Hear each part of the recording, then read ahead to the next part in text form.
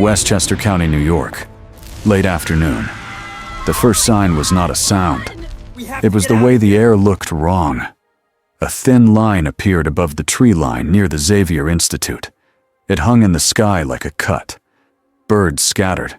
The leaves on the ground lifted as if a slow wind had turned on. A delivery driver on the road pulled over and stared. Two students walking back from town froze in place. One of them raised a phone with shaking hands. The line widened. Light did not spill out like sunshine. It twisted, like the sky was folding. The rip did not roar. It stayed quiet, and that made it worse. A figure stepped through. He landed without a stumble, boots touching the road like he had always been there. He was tall. He wore dark clothes with clean lines and a bright red sash. His hair was pink, swept up in sharp points. His face held a calm smile that did not reach his eyes. He looked around with slow interest, like a person touring a museum. Up on the mansion grounds, the school's security system reacted at once. Hidden cameras snapped to him. Motion sensors tripped. The first warning lights flashed inside. A small drone rose from behind the trees. It moved fast, quiet, and sure. A speaker crackled. "Unidentified person. You are on private property. Please stop and wait." The pink-haired stranger tilted his head as if the words were a strange language. Then he lifted one hand. He did not shoot a blast that exploded. The drone simply stopped existing. It vanished in a neat circle of light, leaving nothing behind. No smoke, no pieces, just empty air. The driver on the road screamed and ducked in his seat. The student with the phone dropped it, not even noticing. Inside the mansion, the alarm tone changed. It became sharper. Red lights pulsed along the hall. Aurora Monroe felt it before anyone said her name. She was in the danger room control area, watching a new training run. The hair on her arms rose. The air tasted of ozone, but there was no storm outside. Logan felt it too. He was walking down the hall with a coffee he had not paid for. He stopped mid-step. His eyes narrowed. "That," he muttered, "is not normal." Scott Summers was already moving toward the command room. He did not shout. He did not panic. He did what he always did. He got the team moving. Minutes later, Storm and Wolverine reached the edge of the school grounds. They moved through the trees like they belonged there. The stranger stood alone on the road now, hands at his sides. He watched the mansion in the distance. Storm stepped out first. She kept her shoulders square and her voice steady. "You're near a private school," she said. "If you're lost, we can help you. But you can't stay here." The stranger looked at her. His eyes were dark and focused. His smile stayed. "You speak as if you own this land," he replied. His voice was calm, polite, almost gentle. Wolverine stepped out beside Storm, not bothering with polite. "You just erased one of our drones," Logan said. "Who the hell are you?" The stranger's gaze flicked to Logan, then back to Storm. Like Logan was an object that had moved into view. "I am a visitor," he said. "And you are not the ones who decide what I can do." Storm felt a tight knot in her chest. She had faced gods before. She had faced monsters. This felt different. This felt like judgment. "Visitors introduce themselves," Storm said. "They don't start by deleting things." The stranger's smile sharpened by a fraction. "Deletion," he repeated, as if tasting the word. "An interesting concept. Your world is full of it already." Logan's claws slid out with a metallic snap. The sound was loud in the quiet trees. Storm did not flinch. She did not love what Logan did, but she understood it. The man in front of them was too unknown, too calm. Logan launched forward. He did not even finish the first swing. The stranger moved without moving. One moment he was there. The next moment Logan's claws cut nothing but air. Logan felt a tap on his chest, light as a finger poke. Then he flew backward. He hit the ground hard enough to crack it. Dirt and leaves jumped. Logan slid, boots carving a line in the soil. Storm's eyes widened before she could stop them. Logan pushed up fast, healing already. He was angry now. But behind the anger was something else. Shock. Storm lifted both hands. The wind rose around her, fast and tight. A bolt of lightning formed in the clouds that weren't even there a second ago. It struck down. The stranger raised his palm and caught it. Not with metal. Not with a shield. With his bare hand. The lightning curled around his fingers like a rope. For a moment, it lit his face from below. He looked bored. He let it go. The bolt slid into the ground beside him, leaving a smoking line in the road. Storm's throat went dry. This was not a mutant trick. Not in any way she understood. Inside the mansion, Jean Grey closed her eyes. She was far away, but her mind reached out like a hand. She touched the stranger's thoughts, and she pulled back so fast she almost fell. It was like brushing against a burning wall made of pride. She felt two clear things, a holy certainty, and a hate that believed it was clean. The stranger looked up as if he had heard her. His eyes tracked toward the mansion, even though he could not see her through the trees. Storm took one slow step forward. "We don't want to fight," she said. The stranger's smile widened again. He spoke like he was explaining something simple to children. "Of course you don't," he said. "Your world is weak. It needs guidance." Logan spat dirt. "Lady, we got ourselves a preacher." Storm kept her voice steady, but she could feel the team behind her in the air, like shadows gathering. "Guidance from you?" she asked. The stranger's eyes flicked back to her. "From justice," he corrected. "From order." Then he looked past them, toward the distant town, toward the noise of human life. His smile turned pleased. "So this universe is already broken," he said softly. "Good." Hank McCoy stared at the screen until his eyes watered. He had seen a lot of strange readings in his life. Magic, cosmic radiation, mutant signatures that bent every known rule. He had seen data that made him laugh, and data that made him worry. This made his stomach sink. The hologram over the table showed the road outside the school. It showed the stranger's body outline. It showed energy spikes that did not match any database. "It's like nothing we've cataloged," Beast said. He tried to sound curious. It came out thin. Scott stood at the head of the table. He had his visor off, but he kept his eyes low. He did not want to risk a blast in a room full of friends. "Talk to me," Scott said. "Is it mutant?" Beast tapped the screen. Numbers rolled. "Not in the way we normally define it," Beast said. "No X gene marker. No familiar psionic pattern. The energy output is consistent, controlled, and absurdly high." Logan leaned against the wall with his arms crossed. A fresh crack line still ran across his knuckles from punching a steel door on the way in. "He tapped me," Logan said. "One tap, like I was a fly." Aurora stood by the window, watching the trees sway outside, even though there was no wind now. "He caught lightning," she said. Quiet, like it was nothing. Jen sat at the edge of a chair, hands clasped. She looked pale. "When I touched his mind," she said, "it wasn't like a person. It was like a judge, and he was happy to condemn." Scott looked toward Charles Xavier. Xavier sat in his chair, fingers steepled. His face was calm, but his eyes held a tired focus. "He is not a mutant," Xavier said. "Or if he is one unlike anything we have ever known." Beast forced a little humor, because silence felt dangerous. "Well," Beast said, "I'm sure he simply needs a warm welcome and a pamphlet." Logan snorted. "Yeah, make sure it's on the agenda." Scott's jaw tightened. "Logan." "What?" Logan said. "We gonna do a meeting? Vote him off the island?" Aurora gave Logan a sharp look. "Enough." Scott rubbed the bridge of his nose. Then he looked at the board where the team schedule was pinned. There were student lessons, Danger room runs, patrol shifts, normal life. And now this. Okay, Scott said. We do this the right way. We gather facts. We don't pick a fight we can't finish.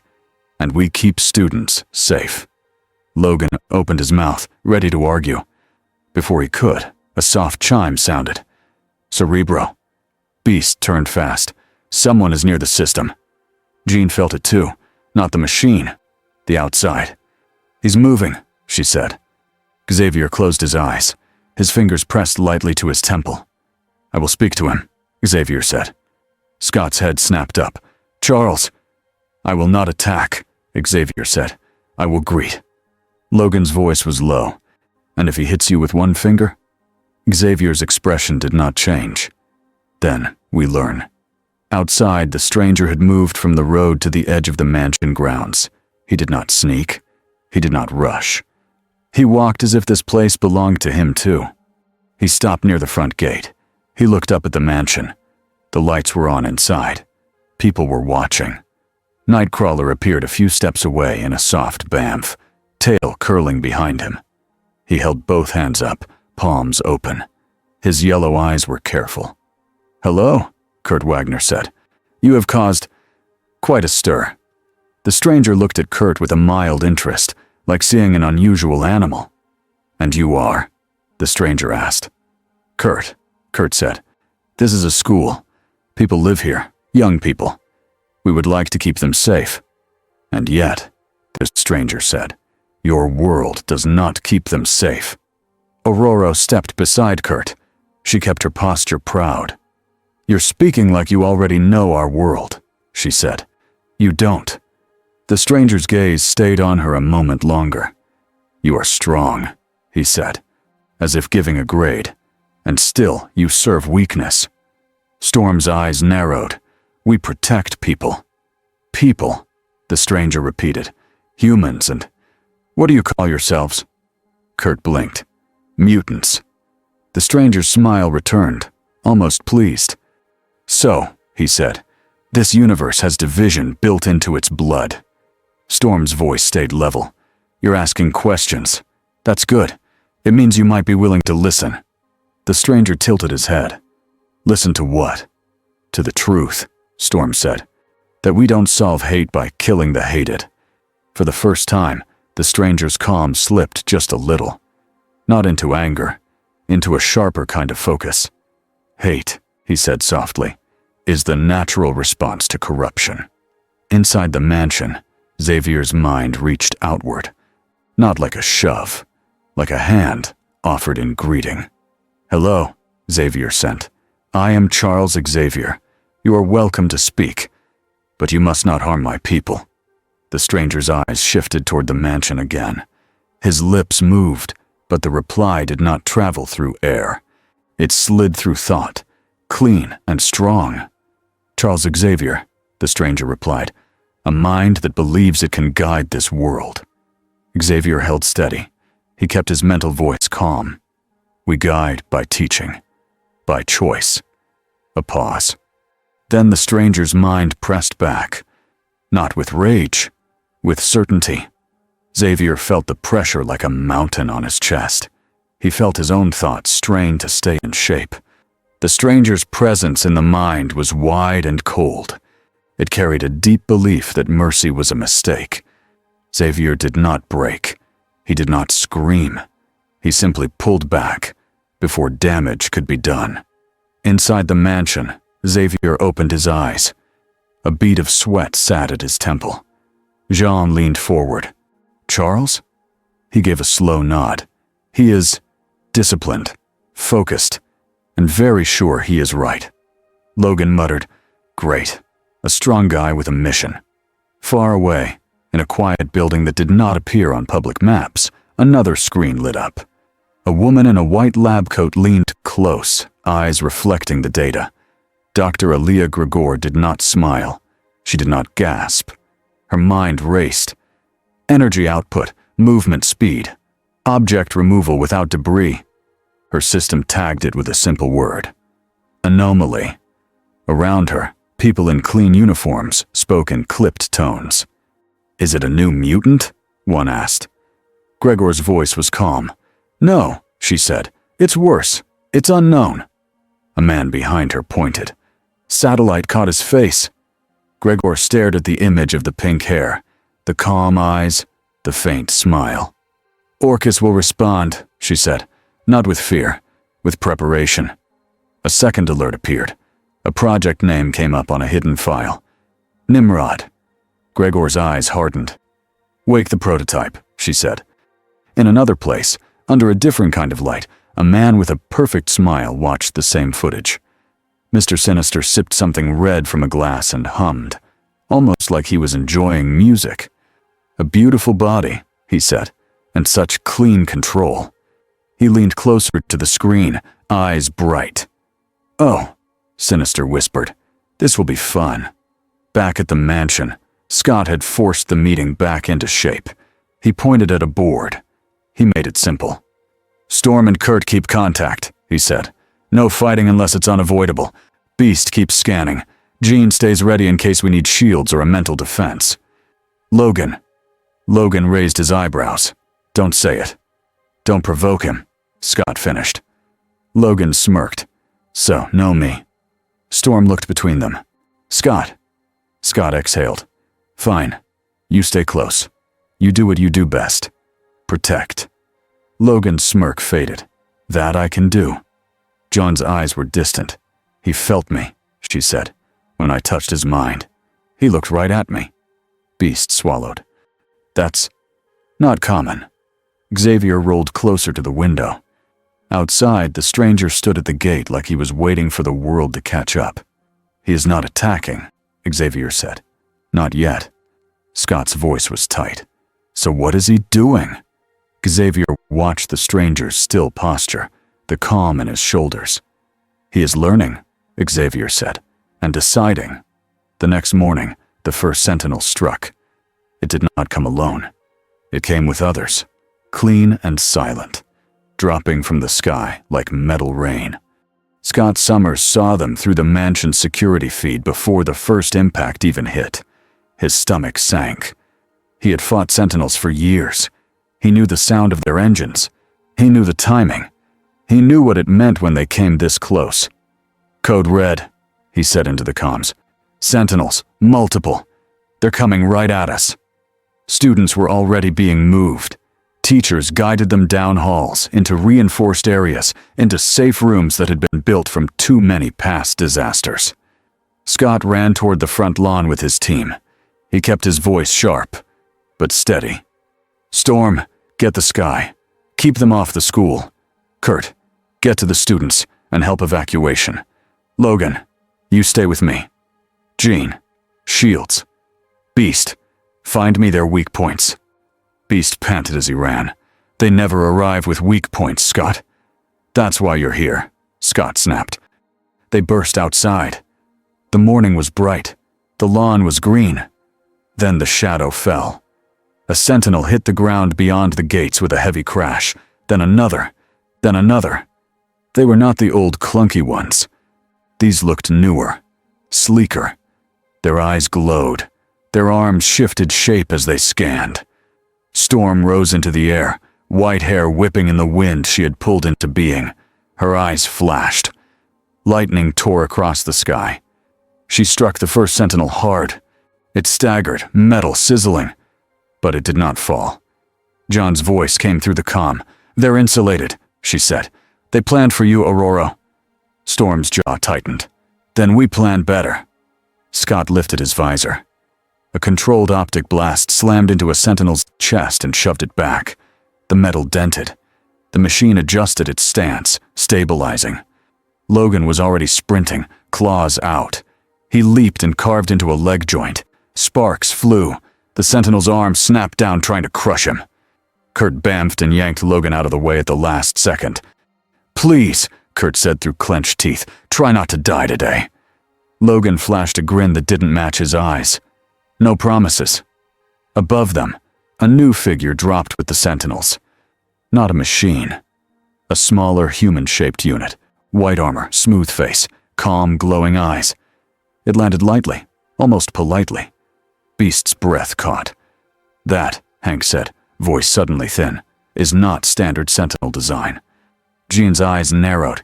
It feels. Thinking. Scott felt the same thing. Not fear. A cold calculation in the air. The white unit lifted its head and looked at them like they were data. From far away, Orcus watched through cameras and drones.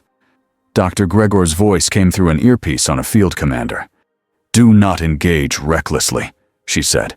"Record everything. The target is the anomaly and the mutant team. Prioritize information." The field commander swallowed.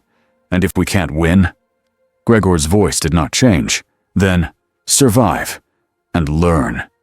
The white unit stepped forward. Its voice was smooth and flat. "Mutant presence confirmed," it said. "Threat level, high.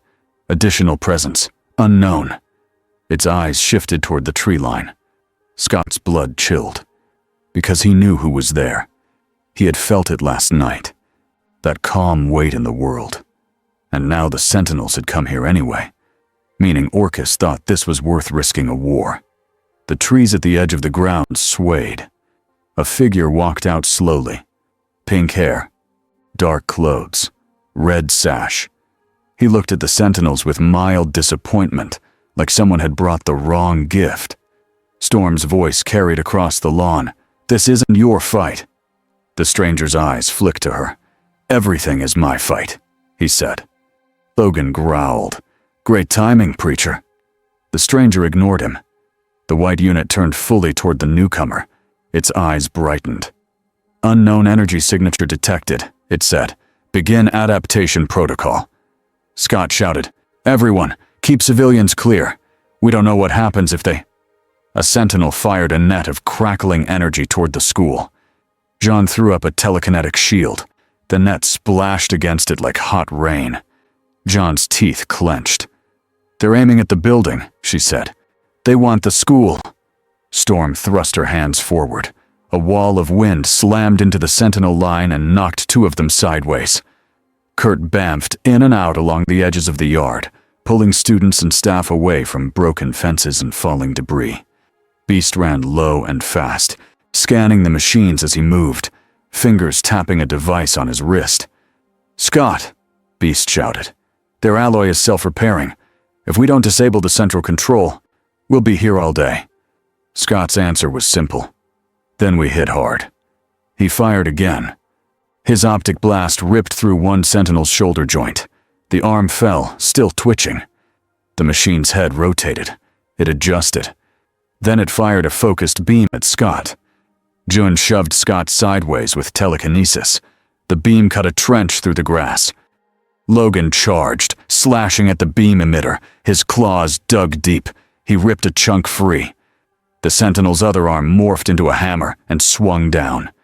Logan planted his feet and took it. The ground cracked under him. His knees buckled.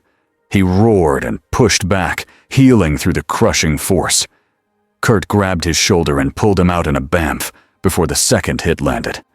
"This is getting old," Logan barked. Kurt panted. "It's been 3 minutes."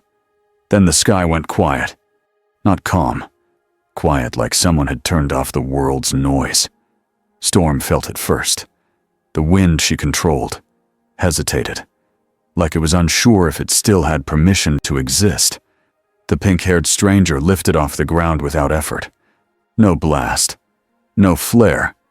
He simply rose. He looked at the sentinels, and his calm smile returned. "This," he said, "is the kind of filth that grows when mortals play at control."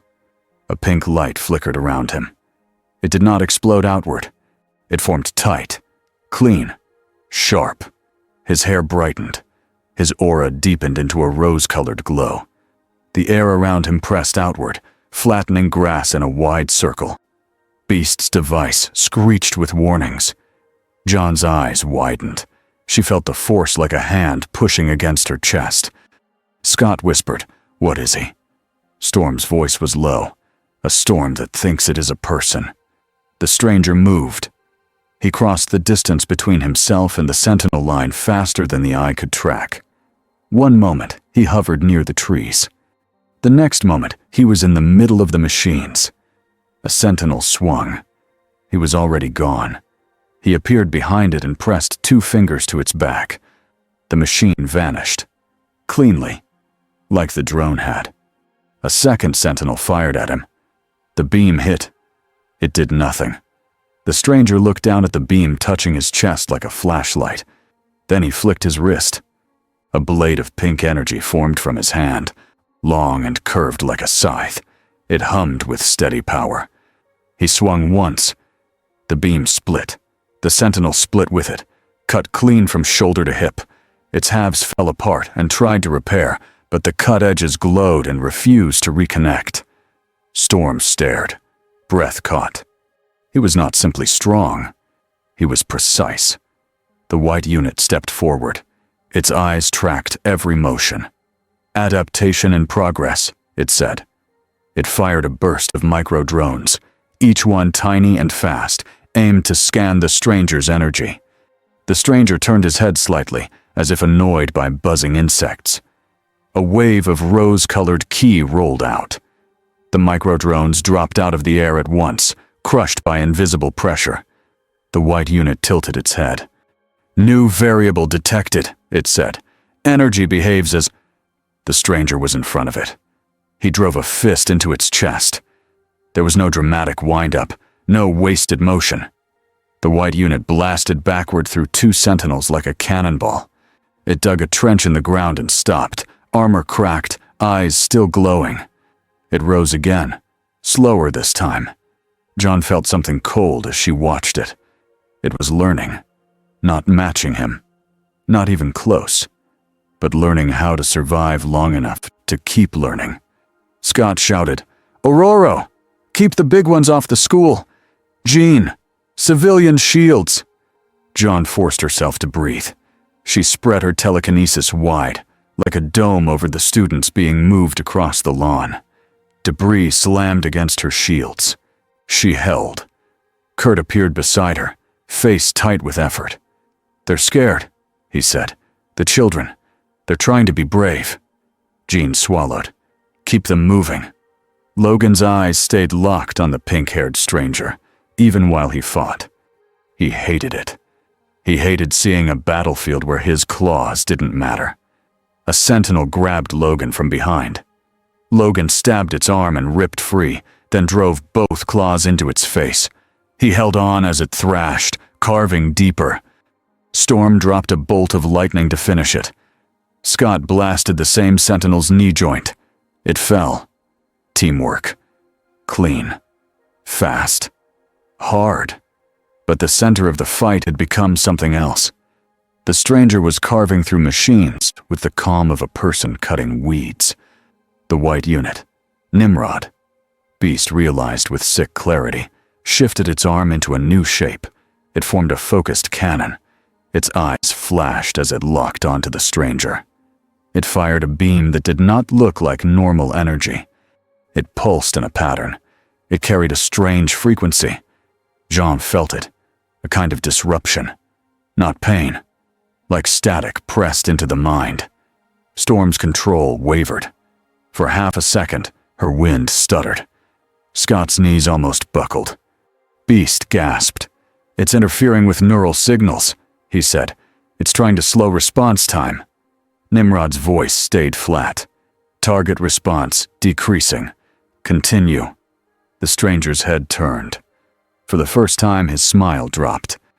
Not into fear, into irritation. He raised his hand, palm open. The rose aura sharpened around his fingers. Nimrod fired again. The stranger's palm pushed forward. The beam stopped in midair, crushed into a bright point between them. Then it snapped back like a rubber band. It slammed into Nimrod's chest and drove it into the ground again. The lawn exploded with dirt. Nimrod stood up, armor repairing in smooth ripples. It was still not enough. Not even close. But it stood. And that, to Jean, was terrifying. Because she knew what Nimrod meant when it stood back up. It meant Orcus was not trying to win today. They were trying to write notes. Jean made a choice. She reached with her mind again, not toward Nimrod. Toward the stranger. She did it carefully, like touching a live wire with the smallest finger. She did not try to control him. She tried to see. For a split second, her mind slipped past the outer wall of pride. She saw flashes. A different face that looked like him, but kinder. A name. Goku. Then a sharper name underneath, like a blade under skin. Zamasu. A world burning. A voice saying, mortals with disgust. A plan said like a prayer. 0 mortals. John's breath hitched. Pain spiked behind her eyes. She pulled back hard. The stranger's head snapped toward her again, eyes narrowing. He didn't look angry. He looked offended. You peek, he said, voice carrying across the chaos. John swallowed and forced herself to stand tall behind her shield. Storm saw John's face and understood at once. Whatever Jean touched, it was bad. Scott's voice came through the comm. Jean, report. John's voice shook, but she kept it simple. He's not from here, and he thinks he's here to judge us. Logan barked. We got that part. A sentinel tried to break through Jean's shield to reach the fleeing students. Jean pushed back with a telekinetic shove, so hard the machine flipped end over end.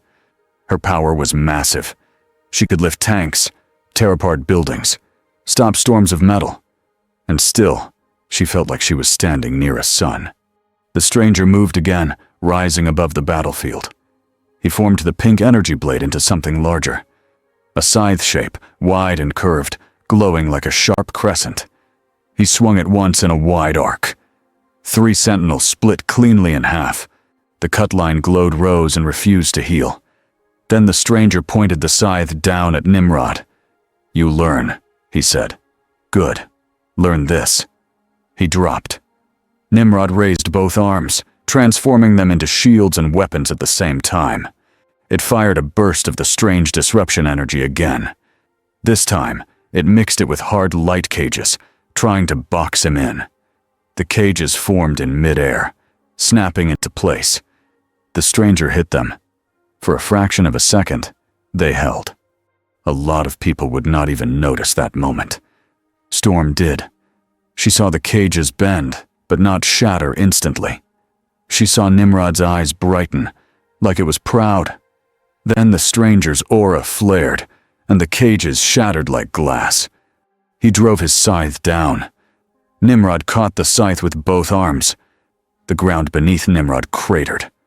The lawn cracked in a circle. Dirt and stone lifted, then fell back down. Nimrod's armor screamed with strain. Its arms warped, its feet sank deeper. But it did not break at once. It held on long enough to record everything. Storm, hovering above, whispered, "It's buying time." Beast's voice was tight. For what? The answer arrived as a sharp beep in Orca's command. The field commander's eyes widened. "Data transfer complete," he said. Gregor's voice was cool. "Withdraw. Now." Nimrod's eyes flickered. It released the scythe and jumped backward, launching itself into the sky with a burst of propulsion that tore up grass in a line. Sentinels followed, not all of them. Some were too damaged. Some fell. But enough rose and retreated, moving in a tight formation around Nimrod. Scott shouted, "They're pulling out!" Logan snarled, "After they trashed our yard?" Storm's eyes stayed on Nimrod. "They came for him," she said, and nodded toward the stranger. And they got what they wanted. The stranger hovered in place, watching the machines leave. He did not chase. He did not care about winning a battle. He cared about the next one. His aura dimmed slightly, still rose, still heavy in the air. He turned and looked toward the mansion, toward the people staring from windows, toward the students who would remember this morning forever. A helicopter circled far above, news logos flashing on the side. Cameras zoomed in. Phones recorded from the road. The world was watching, and the stranger knew it. He smiled again, calm and pleased. Storm landed lightly near Scott, her face tight with anger and worry. Scott kept his stance straight, even though his heart hammered. He watched the stranger like you watch a bomb that has not gone off yet. Jean lowered her shield slowly, breathing hard. Her head throbbed from the mind touch. Logan walked up beside them, claws sliding back in with a soft click. "What now?" Logan asked. The stranger spoke before anyone else could. "You fight machines made by frightened mortals," he said, voice smooth. "You protect children who will grow into fear or hate. You call this balance." Scott's voice was sharp. "We call it doing our best." The stranger's eyes narrowed slightly. "Your best," he said, "is the reason worlds rot." Storm took one step forward. "If you believe that," she said, "then leave." The stranger looked past her, out toward the city, toward the distant noise and division. Then he looked back at them. "I may leave," he said, "or I may cleanse." He said the last word like it was kind. Jean felt sick. Scott's fists clenched. Logan's jaw tightened, but he did not rush. Even he knew rushing was pointless. The stranger lifted a hand, not in a threat, but in a casual farewell. Then he vanished. Not with smoke, not with a teleport sound. He was simply gone, like reality had blinked. Silence fell over the broken lawn. In the distance, sirens began to wail, not from the school, but from town, from police reacting to the news, from people scared of what they did not understand. Scott stared at the empty air where the stranger had been. Beast's voice shook just a little as he looked at the data streaming across his device. "They recorded him," Beast said. "Every movement, every output, every—" Jean's voice was flat, and now the whole world will have a name for him. Storm looked toward the road where the civilians stared from behind cars, phones lifted, faces pale. "They will call him a mutant," she said. Logan's eyes were hard. "And they'll blame us." Inside the mansion, Xavier watched the newsfeed begin to loop the footage of rose-colored light and falling metal. He did not need telepathy to feel what was coming next. Fear, politics, machines, and a calm stranger who thought he was justice. Xavier's voice was soft, but it carried weight. "Prepare the team," he said. This was not an attack. This was an introduction. 2 days after the Sentinel attack, the lawn at the Xavier Institute still looked like a battlefield. Workers had filled the biggest crater with fresh soil. The grass was new and bright in patches, but the ground still felt wrong underfoot, like it remembered being crushed. Scott Summers stood on the front steps and watched the road beyond the gates. There were news vans now, not just one, 3. They stayed outside the property line, but their cameras did not rest. People stood behind them, too. Some held signs. "Protect our kids. No more mutants. Where is the pink one?" Scott hated that last one the most. It made the stranger sound like a mascot instead of a weapon. He adjusted his visor with a sharp motion and walked back inside. The mansion's main briefing room was full. Too full. Everyone had a seat, but nobody looked comfortable. Beast had 3 screens up. One showed video from the battle. One showed energy graphs that kept peeking off the chart. One showed a map of Westchester with little red markers where people had posted videos online. Storm stood with her arms crossed, calm on the outside, tense underneath. Wolverine sat in a chair that was clearly too small for him and looked like he might bite it. Jean sat near the edge of the room, quiet, eyes focused on a single spot on the table, like she was keeping something locked away behind her ribs. Professor Xavier rolled in and settled at the head of the table. Scott didn't wait for a perfect moment. "Okay," he said. "We have 3 problems. The machines, the world, and him." Logan snorted. "You mean Pinky?" Storm shot him a look. Logan lifted both hands, innocent in a way he was never truly innocent. "What? I'm not putting holy murder guy on a PowerPoint." Beast cleared his throat. "Speaking of PowerPoint." "Don't," Logan said at once. Beast sighed. "Fine, no slides, just facts." He tapped the screen. The energy graph zoomed in. "This is the anomaly's output," Beast said. "From the moments we captured. It is not mutant energy, as far as we can measure.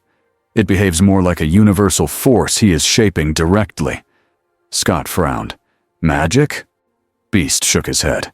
"Not like Doctor Strange's world. It's cleaner. Like he is moving the raw rules of reality with his will." Storm's voice was steady. "We've seen beings like that." "Yes," Beast said, "but not often, and rarely walking into our yard." Xavier folded his hands. "Our duty is still the same. Protect the students. Protect innocent people." Logan leaned forward. "And what about protecting the world from him?" Xavier did not look away. "That is also part of it." Scott pointed to the map on the screen. "Orcus is already moving. They're calling this a mutant threat. They're using it." John's fingers tightened on the table. Storm's eyes narrowed. "They always use fear." Scott nodded once, and the footage made it easy. Beast brought up a news clip. A reporter stood in front of the school gates. "A rose-colored energy phenomenon. A mysterious being with powers beyond known mutants." Beast muted it quickly, like it might poison the room. Logan's voice turned rougher. "So now, every idiot with a camera thinks we invited him." "Some of them do," Scott said. The room went quiet. The truth sat heavy. Xavier spoke next, calm but firm. "We do not hide. We do not run. We speak. We show the world we are not the threat." Logan's jaw worked. "Yeah. Good luck speaking to a guy who deletes drones with a finger." Storm glanced toward Jan. "John, what did you feel?" John lifted her head slowly. Her eyes looked tired. "He is not here by accident," she said. "He isn't lost. He's deciding what to do with us." Scott leaned in. "Do we have a name?" John hesitated. Xavier watched her carefully. He did not push. But the room needed something.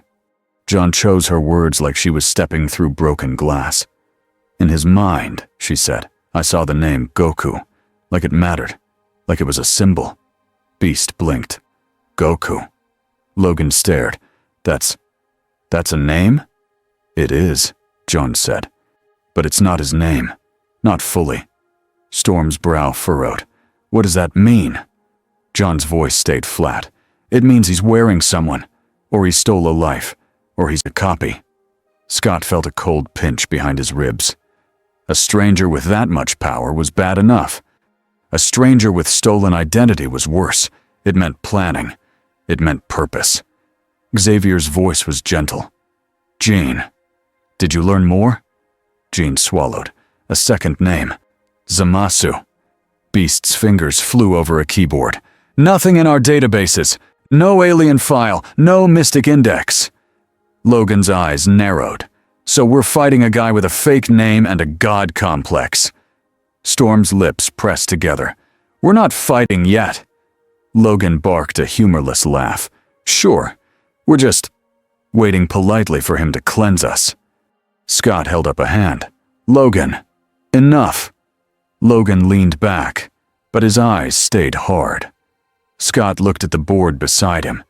It had the day's schedule still pinned up, like the world hadn't changed. "Here's what we do," Scott said. "We keep our patrols. We keep our public face. We don't give Orcus more excuses." Beast raised an eyebrow. "And the anomaly?" Scott's mouth tightened. "We find him before Orcus does." Logan pointed at the board. "And what's first on today's agenda, boss? Find God?" Storm exhaled slowly through her nose. Xavier's lips twitched faintly, like he was trying not to smile. Scott didn't look amused. "Yes," he said. "Find God. Meeting adjourned." Logan blinked. "Wait, you're actually doing the meeting thing." Scott pointed to the door. "Out." Logan stood, grumbling. "This is why I hate agendas." As the team broke up, Jean stayed seated for one extra second. Her gaze went to Xavier. Xavier looked back, quiet understanding in his eyes. John's voice dropped. "He felt me. When I touched him, he didn't just notice, he judged." Xavier nodded once. Then we must be careful with our minds, and careful with our hearts. Jean wanted to say she wasn't sure hearts mattered to that man, but she didn't. Not yet. Outside, the world kept shouting. Inside, the X-Men kept planning. And somewhere beyond their walls, the rose-colored stranger kept moving. In a clean building with no windows, Dr. Aaliyah Gregor listened to the battle audio again. Not for fear, for details. "Pause there," she said. A technician froze the frame. On the screen, Nimrod's chest was cracked. On the next frame, it was already healing. Gregor's eyes were sharp. "Zoom in, on the cut line." The tech zoomed. The cut edges still glowed faintly rose, like a stain that didn't belong on metal. Gregor spoke softly, more to herself than to the room. "His energy leaves a residue. It prevents repair. That means he can change our material rules." A man in uniform behind her shifted his weight. "Can Nimrod adapt?" Gregor did not answer quickly. She hated guessing. Guessing got people killed. "Nimrod can learn patterns," she said. "It cannot learn infinity. Not yet." She turned to another screen, showing social media posts, angry speeches, shaky footage. "The public is already doing half our work," Gregor continued. "They're afraid. They want answers. They want someone to blame." "And they'll blame mutants," the man said. Gregor's mouth tightened. "They always do." She leaned closer to the screen showing Goku black, hovering, calm, shining rose. "He is not with the mutants," she said. "But the public will not care. Fear does not do homework." A technician spoke up. "We detected him again last night, for 12 seconds, near the Hudson. Then he vanished." Gregor's eyes narrowed. "He's testing our reach." "Or he's hunting," the uniformed man said. Gregor nodded slowly. "Prepare phase 2. No more large drop. No more obvious attack. We track. We push narratives. We isolate." She tapped a file name on her tablet. "Operation. Mirror." The man frowned. "Mirror?" Gregor's voice stayed calm. "If he believes he is justice, we show him what mortals do in the name of justice. We feed him proof. We point him like a spear." "And if he turns on us?" the man asked. Gregor looked back at the screen. "If he turns on us," she said, "we will learn even faster." Mr. Sinister sat in a velvet chair with his legs crossed like he was waiting for theater to begin. A large screen showed the same footage, but Sinister had edited it. He had cut out the panic. He had cut out the screaming. He had kept only the clean movements. The perfect dodge. The finger tap. The rose scythe. Sinister's smile was wide and pleased. "Oh, darling," he murmured, "you're not from here at all." A figure stepped out of shadow. A sinister clone. Pale eyes calm. Voice smooth. "The Institute is searching," the clone said. Sinister waved a hand lazily. "Of course they are.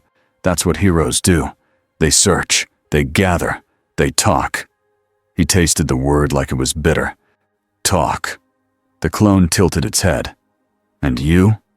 Sinister's eyes glittered. "I will offer him something he actually wants." The clone frowned slightly. "What does he want?" Sinister chuckled. "He wants control, and a stage. He wants the right to erase." He leaned forward, elbows on knees. "And he wants to be certain." The clone's voice stayed even. "Can we give him that?" Sinister's smile sharpened. "Not truly." He stood, smoothing his coat. "But we can pretend, for long enough to get what we want." "And what is that?" the clone asked. Sinister's gaze flicked to a second screen. It showed a man with a scarred face and a big weapon. "Cable." Sinister's smile widened further. "Time," he said simply. Cable watched the sky like it might spit out a nightmare at any moment. He stood on a rooftop in the city, far from the school, but not far enough to feel safe. The wind tugged at his coat. The street below was loud with normal life, but he couldn't relax. Normal life was a trick. He had lived through futures where normal lasted a day, then vanished under metal feet. He checked the device on his wrist. It was old and patched, parts from different timelines soldered together by need. It beeped once, then again. A warning. Not a sentinel ping, not a mutant signature. Something else. Cable's jaw tightened. "So you're here," he muttered. He had heard the rumors already. Everyone had. A rose-colored god, a new mutant, a walking disaster. In Cable's world, disasters didn't stay local. They spread. He tapped his communicator, routed through private channels. "Xavier," he said. "It's Nathan Summers." "Cable." Static hissed. Then a calm voice answered. "Nathan," Xavier said. "I suspected you would contact us." Cable stared at the skyline. "You have no idea what you're sitting next to." Xavier's voice stayed controlled. "Tell me." Cable exhaled. "He's not from our line. Not from any line I've seen. And Orcus is going to use him to justify everything." "We know Orcus is moving," Xavier said. Cable's voice went harder. "No. You don't know how far they'll go when they have an excuse this big."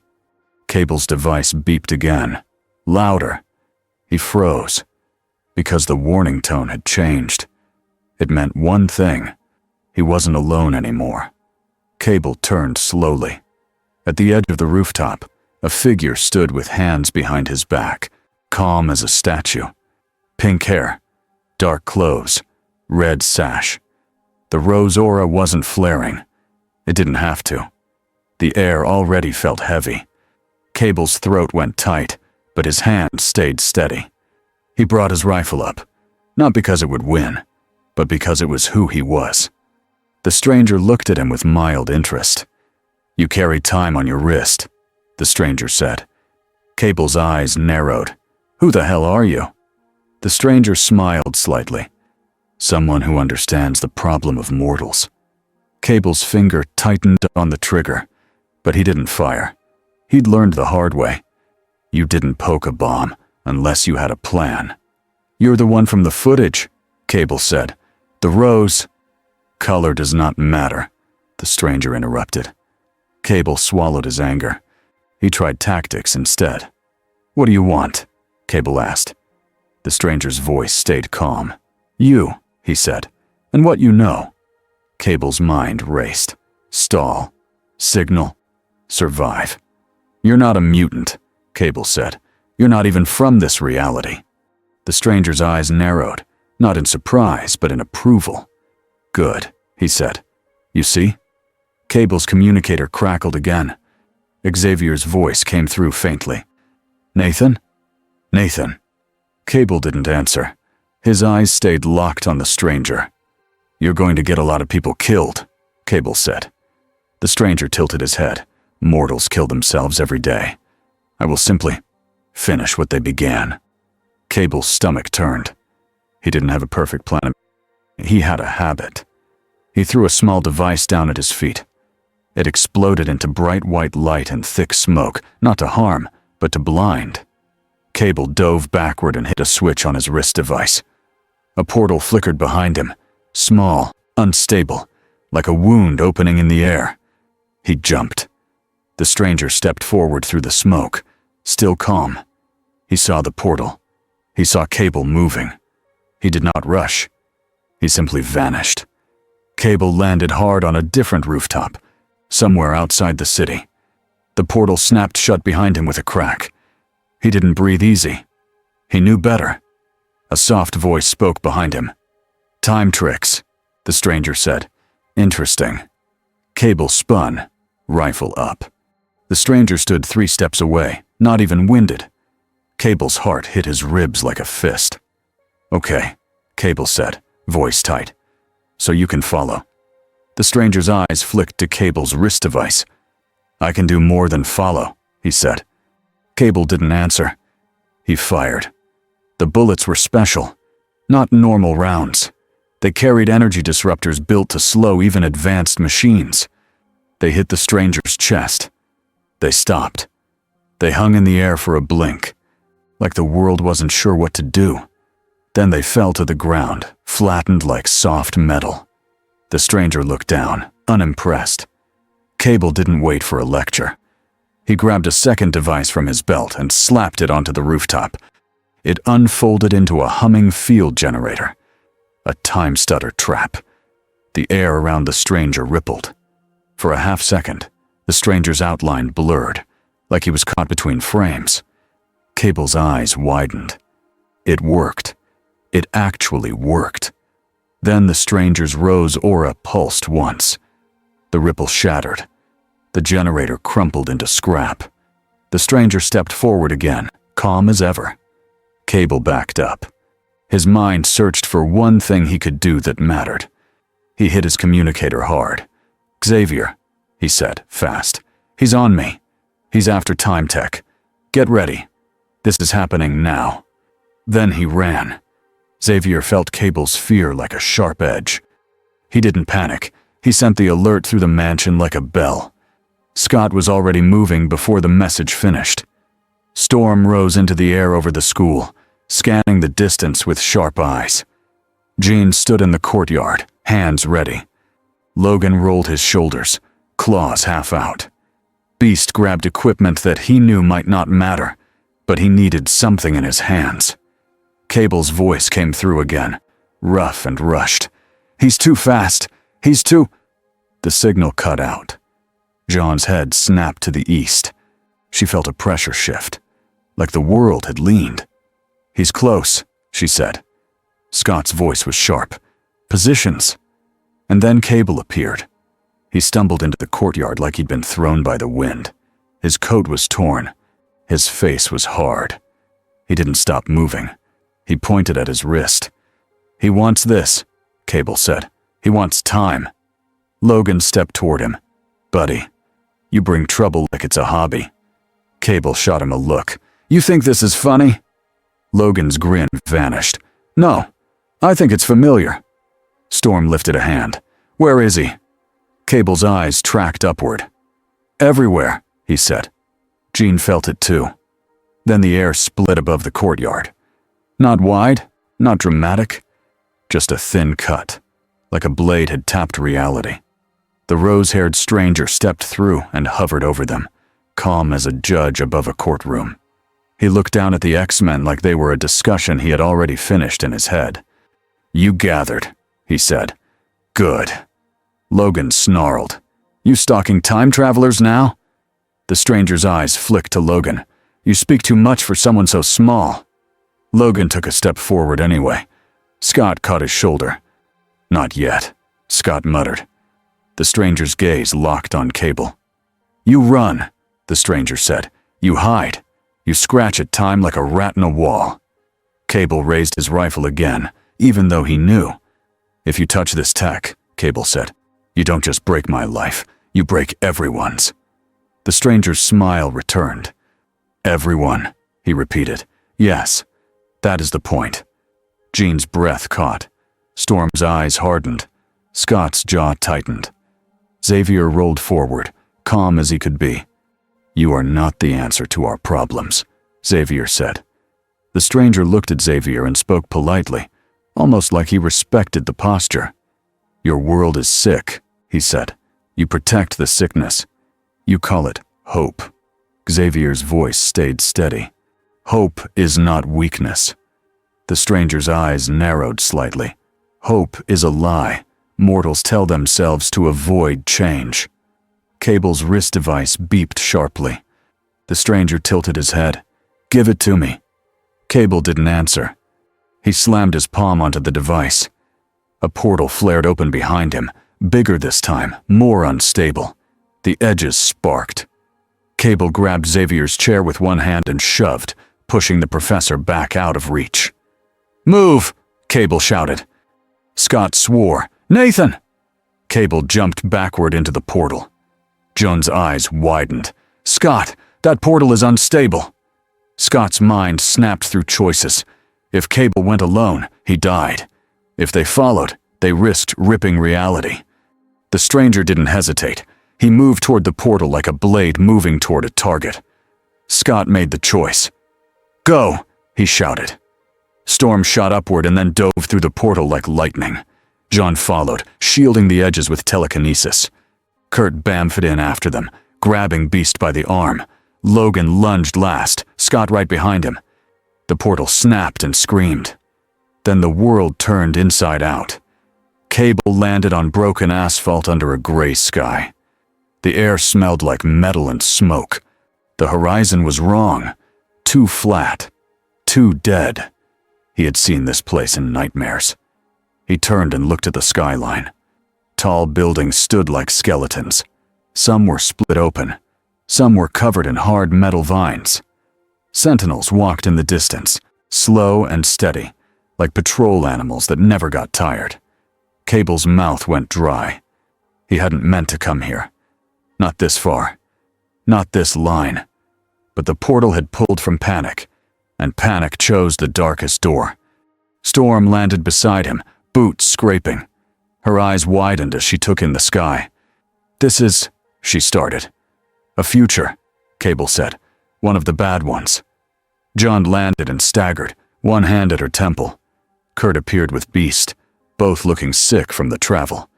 Logan dropped to the ground and sniffed the air like an animal. "It smells like rust and death," Logan said. "So, yeah, bad." Scott landed last, knees bending to absorb the impact. He looked around, visor gleaming faintly. "Okay," Scott said, voice tight. "We get Cable out. Then we—" A soft clap interrupted him. The rose-haired stranger stood 10 feet away, already here, already calm. He looked around at the ruined world with interest. "Now this," he said, "is honesty." Storm's voice turned sharp. "This is genocide." The stranger looked at her, and his expression held something close to satisfaction. "Mortals did this," he said, "not me." Cable raised his rifle and pointed it at the stranger's head. "You want proof the world is broken?" Cable snapped. "Fine. Here's proof people can break it. So don't help them." The stranger's gaze stayed on the skyline. "You misunderstand," he said. "This is why mortals must be removed. Their existence leads to this. Every time." Jean swallowed hard. She felt the phoenix stirred deep inside her like a warning growl. But she kept it contained. Scott stepped forward, voice controlled. "If you care about order, then help stop this." The stranger looked at Scott, and his smile turned thin. "Order does not come from cooperation," he said. "It comes from cleansing." Logan's claws slid out. "You really love that word." The stranger turned his head slightly. "Because it is correct." Cable's wrist device beeped again. The portal generator was trying to reset. It needed time it didn't have. Beast's eyes darted between the sentinels far away and the stranger close by. "Scott," Beast whispered, "the longer we remain here, the higher the chance the local sentinel network detects us." Kurt swallowed. "They will come." Storm's fists clenched. "Then we move." Scott nodded once. "Cable, can you open another door out?" Cable shook his head fast. "Not yet. The device needs charge and alignment. If I force it, it could—" The ground trembled. Not from the distant sentinels. From above, a shadow passed overhead. A massive sentinel moved into view, taller than the others, plating thicker, eyes brighter. It turned its head toward them like a predator noticing prey. A voice boomed from it, flat and cold. "Temporal anomaly detected," it said. "Containment protocol engaged." Storm lifted into the air and spread her hands. Wind gathered, but the air here felt heavy, thick with ash. She had to pull harder than usual. Jean raised a telekinetic shield around the group. Scott's voice snapped. "Formation! We hold the line until Cable gets the portal." The rose-haired stranger didn't move. He watched the giant sentinel like it was a nuisance. Then the giant sentinel fired. A beam of hard light and disruption energy slammed into Jean's shield. Jean's teeth clenched. The shield shook. Kurt grabbed Beast and bammed them behind a ruined car, then back, then behind a wall, keeping them moving in case the shield dropped. Logan sprinted forward, claws out, and jumped onto a smaller sentinel that had approached. He tore into its neck joint with practiced rage. Scott fired an optic blast that carved a trench through the asphalt and smashed into the giant sentinel's knee. It staggered but did not fall. Storm called lightning from the gray sky. It came, but weak at first. She forced it stronger, building charge in the broken clouds. It struck the giant sentinel's shoulder, blowing plates off. The machine didn't scream. It just recalculated. "Mutant threat high," it said. "Escalating." The giant sentinel's chest opened. Missiles formed inside, pointed straight at the group. Jean's eyes widened. "Scott!" The stranger moved. He appeared above the giant sentinel's head in a blink. His rose aura flared brighter, pushing ash away from him in a clean circle. He looked down at the machine with disgust, like it was dirt on his shoe. "I did not come here to watch mortals' toys," he said. He formed the rose scythe again, longer than before, bright enough to paint the gray world pink. Then he swung. The scythe cut the giant sentinel's head clean off. The head fell like a building piece, crashing into the street. The body stood for one more second, sparks flashing, then toppled. The smaller sentinels paused for a fraction of a moment, like their network had to rethink reality. Storm stared, breathing hard. Scott felt a cold wave in his stomach. That was the problem. If the stranger wanted to help, nothing here could stop him. But he didn't want to help. He wanted to prove a point. Cable's eyes flicked to the stranger, then to his wrist device. He forced his hand steady and worked fast. "Keep him busy," Cable muttered, not looking up. "I need 60 seconds. Scott's voice was sharp. "Jean, mine's on defense. Aurora, keep the sentinel swarm off Cable. Logan." Logan was already moving, slashing and pulling machines away from the group. Kurt appeared at Scott's side, panting. "This is not our time," he said. "It feels wrong." John's voice was strained. "It is wrong. We shouldn't be here." The stranger hovered above the street, watching the X-Men scramble and fight. His expression looked almost curious now. "You struggle," he said, "even when you know the end." Storm shouted up at him. "We struggle because people still matter." The stranger tilted his head. "Even in this future?" Storm's eyes burned. "Yes." He watched her for a long beat. Then he smiled again, calm and pleased, like he had just received the answer he wanted. "You are loyal," he said. "Loyal to a broken system." Scott's voice rose, controlled anger cutting through fear. "We're loyal to lives." The stranger turned his gaze toward Scott, and the air pressure shifted. "You are a leader," he said. "You try to create order with rules and teamwork." Scott didn't flinch, because it works. The stranger's smile faded. It delays the inevitable. Then the world twisted. Not from the stranger, from something deeper. A ripple ran through the air like reality had hiccuped. The broken cars, the ruined buildings, the ash. Everything blurred for a second, like a bad video feed. John's head snapped up. Her eyes widened with a different kind of fear. "Something else is here," she said. Cable's hands froze. "No," he whispered. "Not him." A voice spoke from nowhere and everywhere at once. "Stop pulling at me." The street changed. One moment it was cracked asphalt. The next moment it was white tile. Then it became sand. Then glass. Then water up to their ankles. Kurt yelped and grabbed Storm's arm so he wouldn't fall. Beast gasped. "Reality is shifting!" Storm rose into the air, but the sky above her turned into a ceiling. Jean's telekinesis pulsed out, trying to hold a stable bubble around the team. A man appeared 20 feet away, standing still in the chaos like the chaos belonged to him. He looked young and old at the same time. His eyes were intense. His expression was tired, angry, and scared all at once.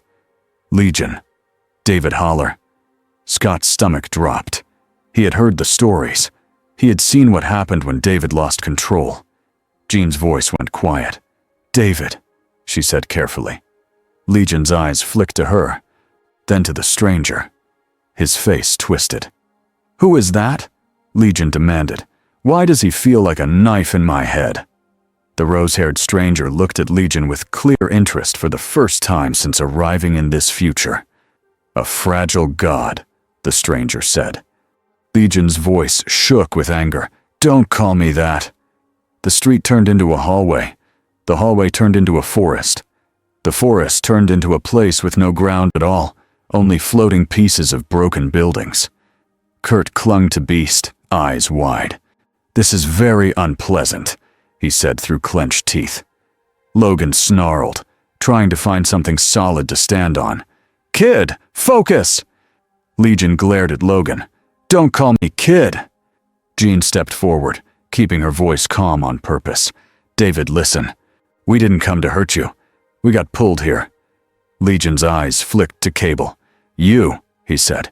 "You always show up when something breaks." Cable's jaw clenched. "Yeah," he said, "because I'm the one trying to stop it." Legion's gaze snapped back to the stranger. His face tightened with fear and rage. "And him?" Legion demanded. "Why is he here?" The stranger hovered, Rose aura steady, calm like the shifting world was a light show for him. "I came for time," he said, "and I found proof." Legion's hands clenched. The space around his fingers warped. "You don't get to use my world as proof," Legion snapped. The stranger's smile was thin. "Your world? You claim ownership, yet you cannot control your own mind." Legion flinched, like the words hit a bruise. John's heart sank. She knew that tone. It was the tone that pushed people into breaking. "David," John said quickly, "ignore him. He's trying to provoke you." Legion's eyes flashed. "I know." The stranger spoke again, calm and sharp. "You are chaos wearing a face, and mortals call that life." Legion screamed. The space around them exploded into color and sound, then slammed into silence so hard Scott's ears rang. John threw up every mental defense she had, shielding her team from the worst of the psychic shock. Storm felt the air drop, then rise, then become liquid again. Kurt's stomach lurched. Beast clutched his chest, trying not to pass out. Cable braced his feet and forced his hands back onto his wrist device. "Keep him talking," Cable growled. "Just keep him talking." Scott stared up at the stranger and made a choice. He stepped forward, eyes locked. "You want time tech?" Scott said. "Fine. Look at me." The stranger's gaze shifted to Scott. Scott kept his voice steady, even as his heart hammered. "You think mortals are filth," Scott continued, "but you're standing here arguing. That means you care what we think." The stranger's smile returned, small and dangerous. "I care that you understand." Scott nodded. "Then understand this. If you push David too far, you don't get your clean justice. You get nothing. You get a broken reality that even you can't control." For the first time, the stranger paused. Not because he was scared, because he was measuring. Legion's breathing was ragged. His world flickered between a ruined city and a bright school hallway, like his mind couldn't choose where safety lived. John stepped toward Legion slowly, hands open. "David," she said, "look at me. Not him. Me." Legion's eyes flicked to Jean, shaking. "I hate this," Legion whispered. "I hate when the world pulls at me." Jane kept her tone soft but firm. "Then we stop pulling. Help us stabilize, and we leave." Legion swallowed. He feels wrong." John nodded. "He is wrong. But we don't fix wrong by breaking everything." Legion's gaze snapped back to the stranger, anger returning. "He's looking at me like I'm a tool." The stranger's voice was calm. "You are." Legion's hands trembled. Scott's voice cut in fast. "David, he's baiting you." Legion's face twisted. He looked like a person trying to hold back a flood with bare hands. "I can't." Legion started. Then the stranger moved. He didn't attack Legion with a punch. He appeared closer, inside Legion's shifting space, and his rose aura flared wider. The flare didn't explode. It pressed. It forced the air around them into a single, stable shape. It was like his power was telling reality, "Sit down." The hallway snapped back into the ruined street again. The floating pieces stopped spinning. Everyone felt it. Even Legion. Legion blinked, shocked. The stranger looked at him calmly. "You can be controlled," he said. Legion's eyes filled with rage. "No," he whispered. Then he shoved back. The world lurched again, but this time it was focused. It wasn't random fear, it was aimed anger. A wall of warped space slammed into the stranger like a moving building. The stranger didn't fly away. He held his position, feet hovering inches above the ground, rose aura tight. The warped space bent around him. It tried to twist him into something else. It failed. The stranger's eyes narrowed. "Interesting," he said. He lifted one hand. The rose scythe formed again, but smaller, sharper. He cut through the warped space like slicing a curtain. Legion recoiled, as if the cut hit his mind. Jean gasped.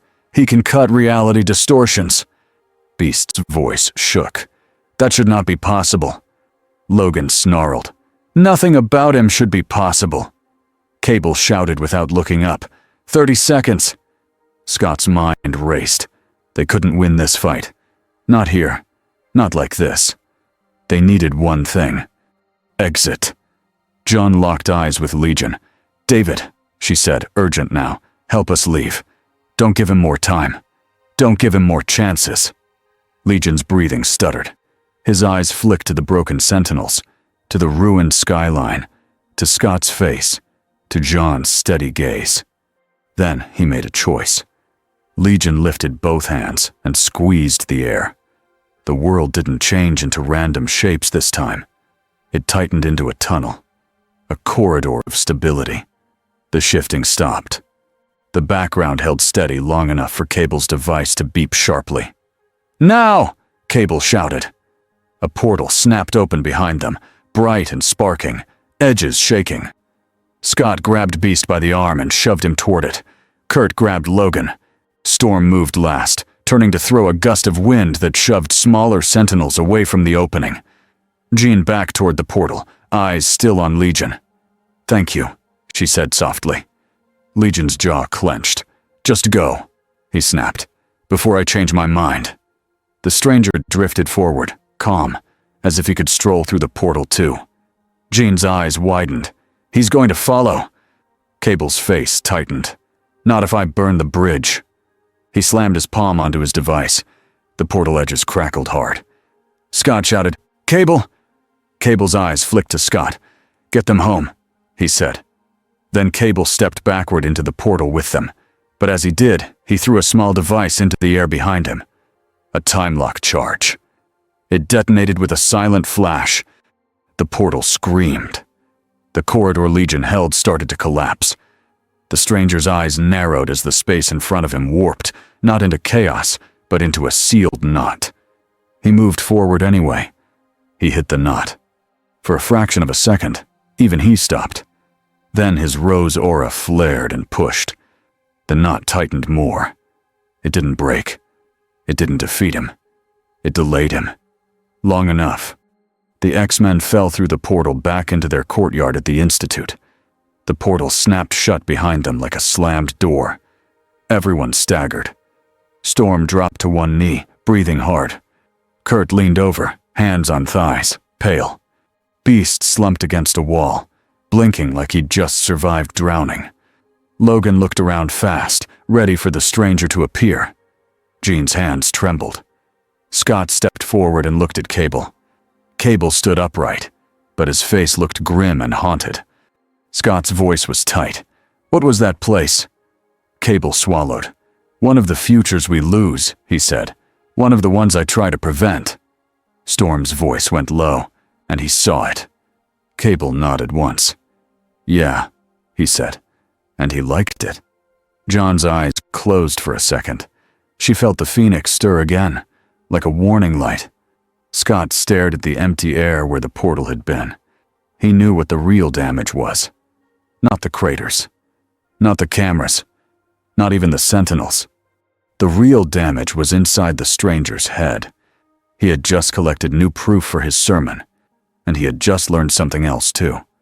Time existed here, and it had guardians. Scott's voice came out rougher than he meant. "We didn't stop him," he said. Cable's eyes stayed hard. "We didn't die," he replied. "Today, that counts." Logan let out a bitter laugh. "Great. Put it on the agenda." No one smiled at that, because deep down, all of them felt it.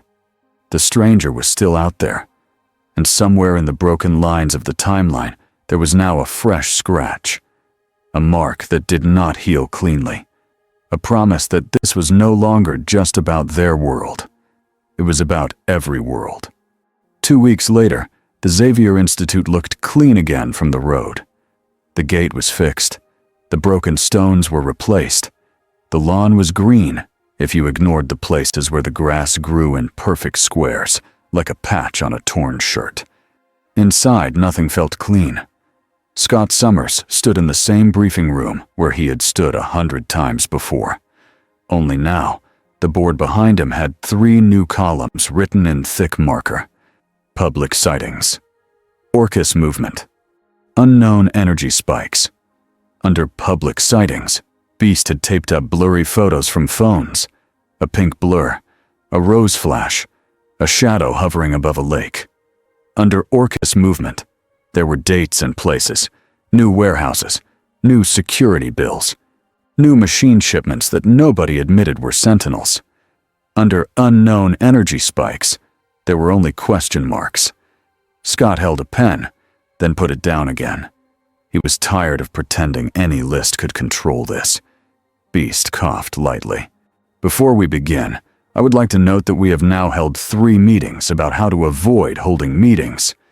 Logan, sitting sideways in his chair, pointed a thumb at Scott. "Tell him, boss, we got an agenda for the agenda." Storm didn't smile, but her eyes softened for 1 second. Then she returned to the window, scanning the sky out of habit. Kurt sat with his hands folded, looking like he was praying, but his eyes were sharp. Jean leaned back in her chair with her arms crossed. She looked calmer than she felt. Professor Xavier rolled forward and rested his hands on the table. "Let us focus," Xavier said. Scott nodded. "Right." He clicked a remote. A screen lit up with the most recent footage. A rose glow reflected on a lake surface. A man hovered over the water like it was air. The clip ended with the man turning his head, as if he heard the camera from half a mile away. Then the video cut out.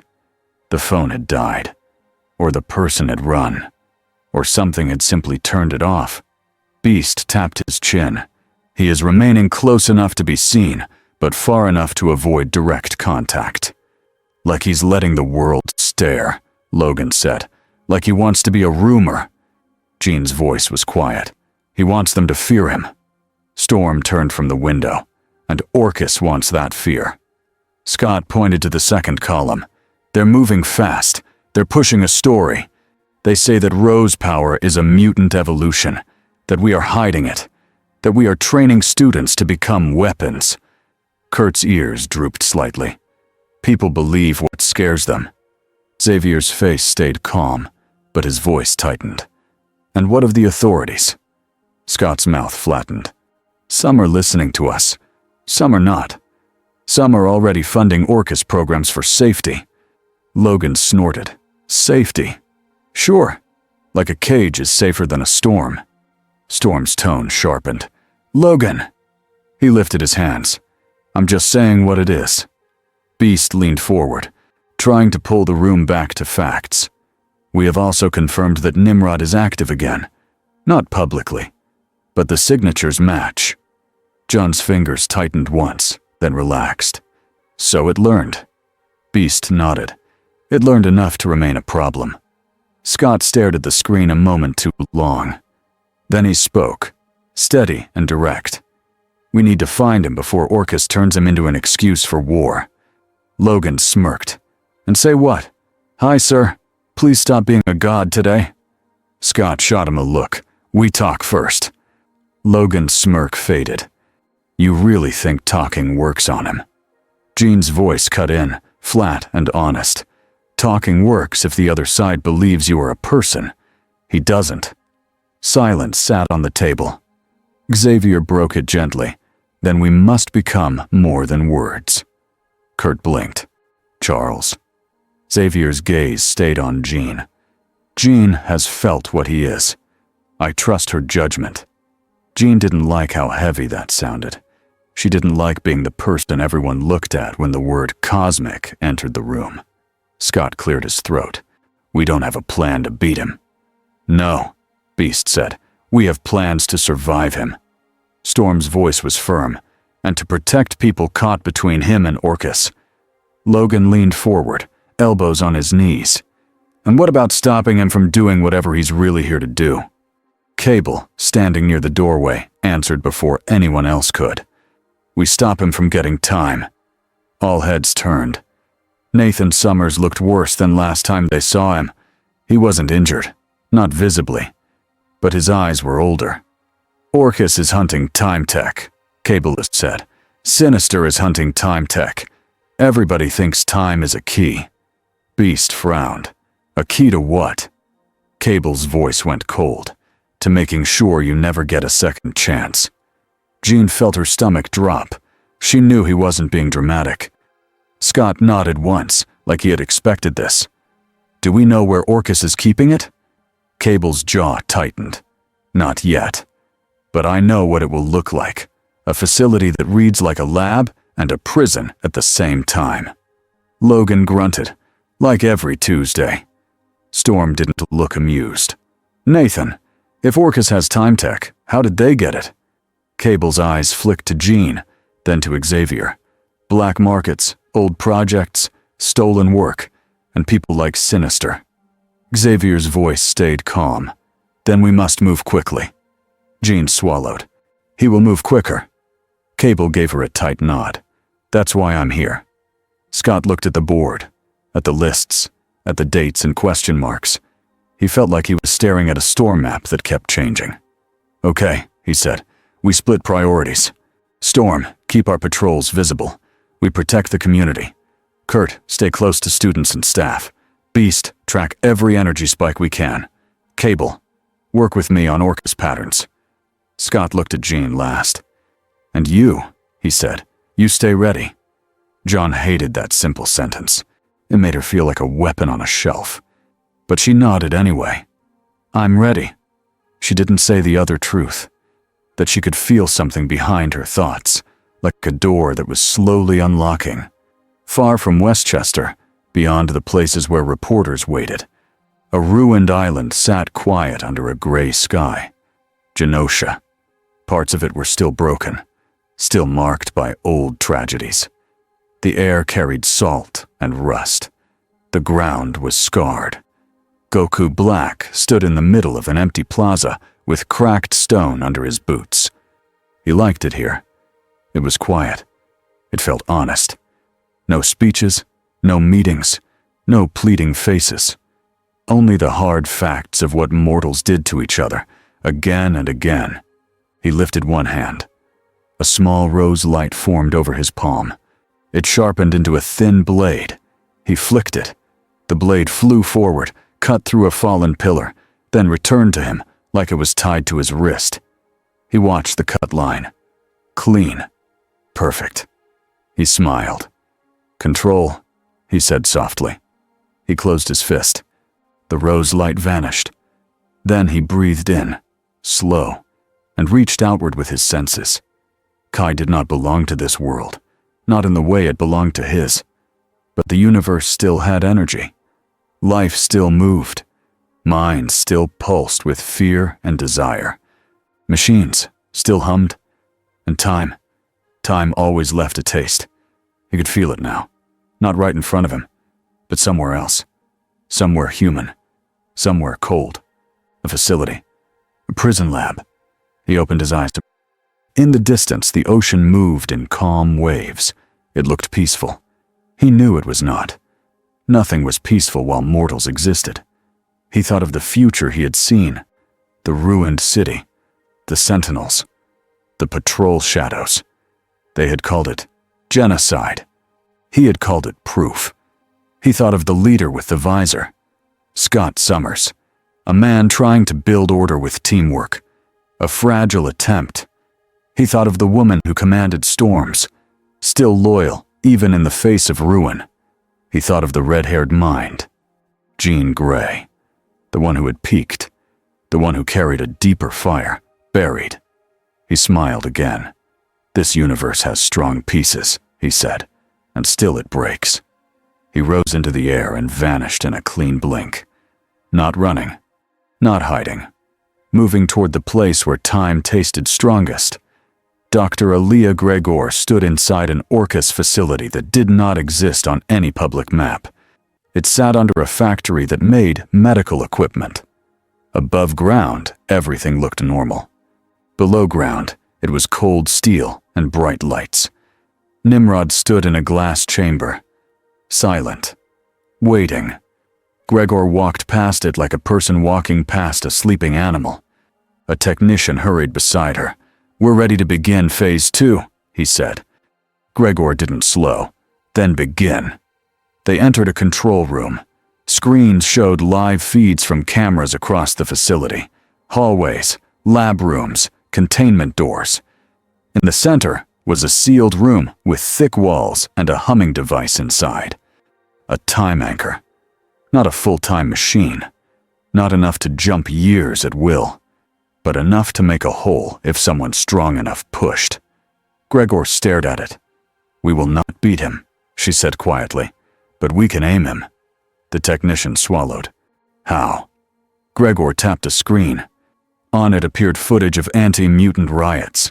People shouting. People throwing rocks. Police lines. Mutant kids running. "Mirror," she said. "We show him the worst of mortals. We make him believe his choice is the only choice." "And if he already believes that?" the technician asked. Gregor's mouth tightened. "Then we make him believe it more." A man in uniform stepped closer. "We have another factor," he said. Gregor looked at him. "Speak." "Sinister has made contact," the man said. Gregor's eyes narrowed. "Sinister makes contact with everyone. What does he want?" The man hesitated. "He offered data. He claims he can lure the anomaly to us." Gregor's voice stayed flat. "And in return?" The man's jaw tightened. "Access." Gregor stared at the screens again. She hated Sinister, but she hated being blind more. "Let him talk," she said. "We will take what he gives and give him nothing." "And if the anomaly arrives?" the man asked. Gregor's gaze flicked to Nimrod's chamber. "Then we record," she said. "We endure. We learn. And we survive." Mr. Sinister arrived in a place that wasn't really a place. It was a polished room in his private network, hidden, layered, protected. It was clean like a stage. He stood in the center with his hands spread. "I do hope you appreciate the effort," Sinister said brightly. "I hate being ignored." The air shifted. Goku Black appeared, hovering a foot off the floor, calm as ever. He looked around once, then back at Sinister. "You are persistent," Black said. Sinister's smile widened. "Oh, my dear, persistence is the only reason I'm still here." Black studied him like a scientist, studying a bug. "You are immortal," Black said, "but you speak like you think you matter." Sinister placed a hand on his chest, dramatic. "I matter, because I'm useful." Black's eyes narrowed slightly. "Speak." Sinister clasped his hands together like a happy teacher. "Time. You want it." Black didn't react, but the rose aura around him tightened by a fraction. Sinister nodded, pleased. "Yes, you felt it. Everyone feels it. Orcus has a time anchor. Not a full machine, but enough to start something." Black's voice stayed calm. "Where?" Sinister waved a hand. "Information has a price." Black tilted his head. "You want to bargain with a god?" Sinister's smile didn't falter. "I want to collaborate with a visionary." Black's eyes turned colder. "Do not flatter me. Give me the location." Sinister sighed. like he was disappointed in the lack of manners. Very well, I will. But I also offer you something else. Black waited. Sinister stepped closer, voice softening into something almost sincere. A world where only the strong survive. A world without fragile humans, screaming and begging. A world built for the next stage of life. Black's gaze stayed on him, still and sharp. You mean a world ruled by you? Black said. Sinister chuckled. Oh, I'm flexible. I can be a humble servant. Black's rose aura flared once, like a pulse. Sinister froze for a blink. His smile twitched, but he held it. Black's voice was quiet. I do not need servants. I do not need allies. I need only the removal of corruption. Sinister's eyes narrowed slightly. And what am I? Black looked him up and down. A symptom, Black said. Then he lifted his hand. Sinister's eyes widened for the first time. Now! Now! A rose light flicked out. Sinister's body vanished in a neat circle. The room stayed clean. No blood. No mess. A second later, Sinister's voice came from behind Black, amused and calm. Oh, that was rude. Black turned. Another Sinister stood there, clapping slowly. You are hard to erase, Black said. Sinister's grin returned. Harder than most, but not impossible, I suspect. Still, that little gesture tells me something. Black didn't answer. Sinister leaned in, voice low. You're not just powerful. You're pure in your belief. That's charming. Black's eyes stayed empty. The location. Sinister lifted both hands. Of course. West of the city. Under a medical factory. Orcus. You can smell it if you know what fear smells like. Black stared at him a moment longer. Then he spoke, calm and final. Do not follow me. Sinister's smile widened. Would I ever disobey a god? Black vanished. Sinister stood alone in the polished room and laughed softly. Oh, he whispered, this is going to be beautiful. Joan Grey woke up standing. Her feet were on her bedroom floor. Her hands were clenched. Her heart was pounding. The room was dark. The moonlight cut a pale line across the carpet. She could feel heat under her skin. Not fever heat. Something deeper. A presence. She didn't want to call it a voice, because it didn't speak with words. It pressed with meaning. Danger. Jean sat on the edge of her bed and breathed slowly until her hand stopped shaking. She had nightmares before. She had felt the phoenix before. But this was different. This felt like the universe was looking straight at her and saying, pay attention. In the morning, she found Xavier in his office. He was already awake, already working, already calm. He looked like he hadn't slept much. Jean stood in the doorway, arms folded tight. Charles, she said. He looked up gentle. John. She stepped in and closed the door behind her. I think he's going for time, she said. Xavier's eyes sharpened. What makes you certain? Jean swallowed.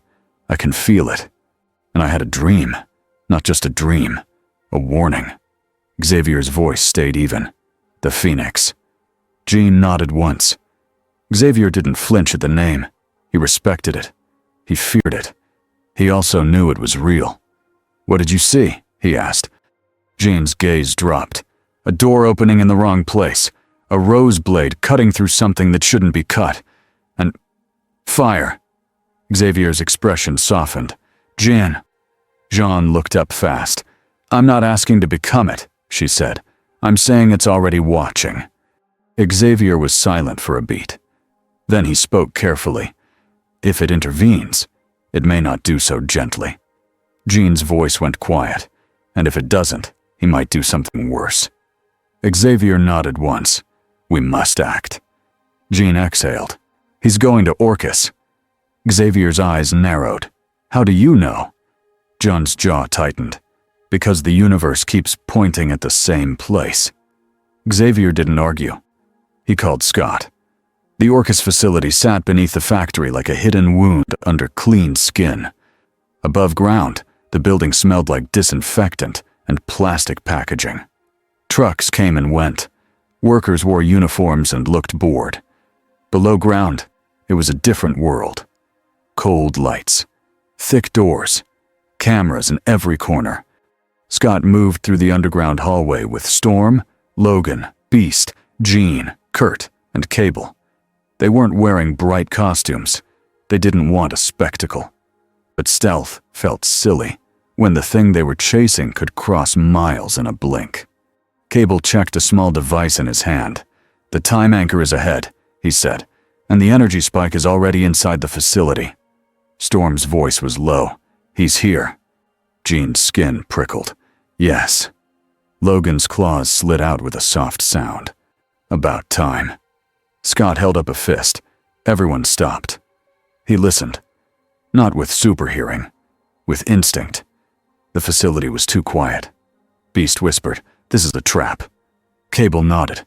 "Of course it's a trap." Scott's jaw tightened. "We go anyway." Kurt's voice was soft. "For the people inside." Scott nodded. "For everyone." They moved. The next hallway opened into a larger room with glass walls. Inside, technicians ran from station to station. Alarms flashed in red pulses. In the center of the room, the time anchor hummed like a giant heart made of metal. And hovering above it was Goku Black. He wasn't attacking the people. Not yet. He was studying the machine like it was a puzzle. Technicians screamed and backed away. Security guards raised weapons and froze, unsure if firing would help or get them erased. Black turned his head slowly toward the X-Men. His calm smile returned. "You came," he said, as if welcoming guests. Scott stepped forward one pace. His voice was steady on purpose. "We're not here to fight," Scott said. "We're here to stop this." Black's eyes flicked to Cable. "Time rat," he said. Then he looked back at Scott. "You always arrive late." Storm's voice sharpened. "Step away from that device." Black tilted his head. "Or what?" Logan growled. "Or I carve that smile off." Black looked at Logan like he was bored again. "Small animal," Black said softly. Logan's body tensed to lunge. Jean touched Logan's mind with a quick, firm push. Not control. A warning. Not yet. Logan's shoulders stayed tight, but he held. Cable raised his weapon anyway, aim steady. "If you use that anchor," Cable said, "you'll rip holes you can't patch." Black's smile thinned. "Mortals already ripped holes," he replied. "I simply make them useful." Jean stepped forward, eyes on Black. "You're not from here," she said. "You're wearing someone." Black's gaze sharpened. For a second, the calm mask showed a crack. Not fear. Pride. "You noticed," he said. Jean forced her voice to stay even. "Tell us who you are." Black hovered lower, like he was stepping closer to speak in a classroom. "My name," he said, "is Zamasu." The technicians behind the glass stared. The name meant nothing to them. It meant everything to Jean. "And this body," Black continued, calm and cold, "was once called Goku." Storm's eyes narrowed. "You stole it." Black's smile returned. "I corrected reality." Scott's stomach went cold. Not because he understood the full cosmic story, but because he understood the tone. This man would justify anything. Xavier's voice came through Jean's calm and focused. He wasn't in the facility. He was back at the institute, coordinating, protecting students, keeping a telepathic link. "Jean," Xavier said softly, "be careful." Jean didn't answer. She couldn't, not without breaking her focus. Black turned slightly toward the time anchor again. "You call yourselves mutants," he said. "You live under fear, under human cruelty, and still you protect them." Storm's voice was firm. "We protect people, even when they hate us." Black's eyes narrowed. "That is why you fail." Then the trap sprung. The doors slammed shut with heavy thuds. Panels in the ceiling opened. Drones dropped, small and fast. A dozen turrets unfolded from the walls. A voice filled the room through the speakers. Dr. Gregor's voice. Calm, Controlled. Anomaly detected. Begin recording. Begin containment. Cable swore. She's here. Scott shouted, "Shields! Protect the workers!" Jean's telekinesis flared and wrapped around the technicians behind the glass, a clear bubble that held the air steady and blocked shrapnel. Storm shot into the air, wind whipping around her, trying to knock drones away. Kurt bamfed into the control booths, grabbing terrified workers and pulling them to safer corners. Beast sprinted low, scanning as he moved, searching for the system core. Logan lunged at the nearest turret, claws slicing through it before it could fully lock on. And Black didn't move at first. He watched the machines fire at the X-Men and at him, as if Orcus had just proven his point for him. "See?" he said softly. "Mortals do not seek peace. They seek control." A turret fired a disruption beam at Black. The beam hit his chest. It fizzled, like a flashlight hitting the sun. Black sighed. Then he raised his hand. Rose light formed, tight and clean. He flicked his fingers. 3 turrets vanished in neat circles. 2 drones dropped out of the air like dead flies. A 4th turret tried to adapt and shift its aim. Black's rose scythe formed with a hum. He swung once. A line of machines split in half. No debris flew outward. The cuts were too clean. John felt the pressure of his power even while she held her shields. Scott shouted, "Cable! The anchor!" Cable ran straight toward the time device. He didn't care about style. He cared about stopping a disaster.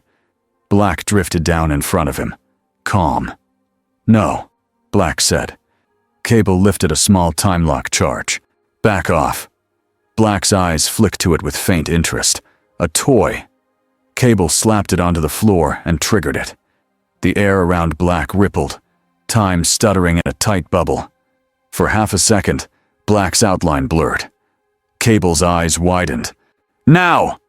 He lunged for the anchor controls. Black's rose aura pulsed. The time bubble shattered. Cable froze for a blink, shocked. Then Black appeared an inch from him, not angry, just certain. Cable fired point blank. The blast hit Black's palm. Black caught it, compressed it into a tiny ball, and let it drop to the floor where it popped like a spark. Cable backed up, chest tight. Black spoke softly, like a teacher correcting a student. "You cannot bind justice," he said. Cable's voice was rough. "You're not justice."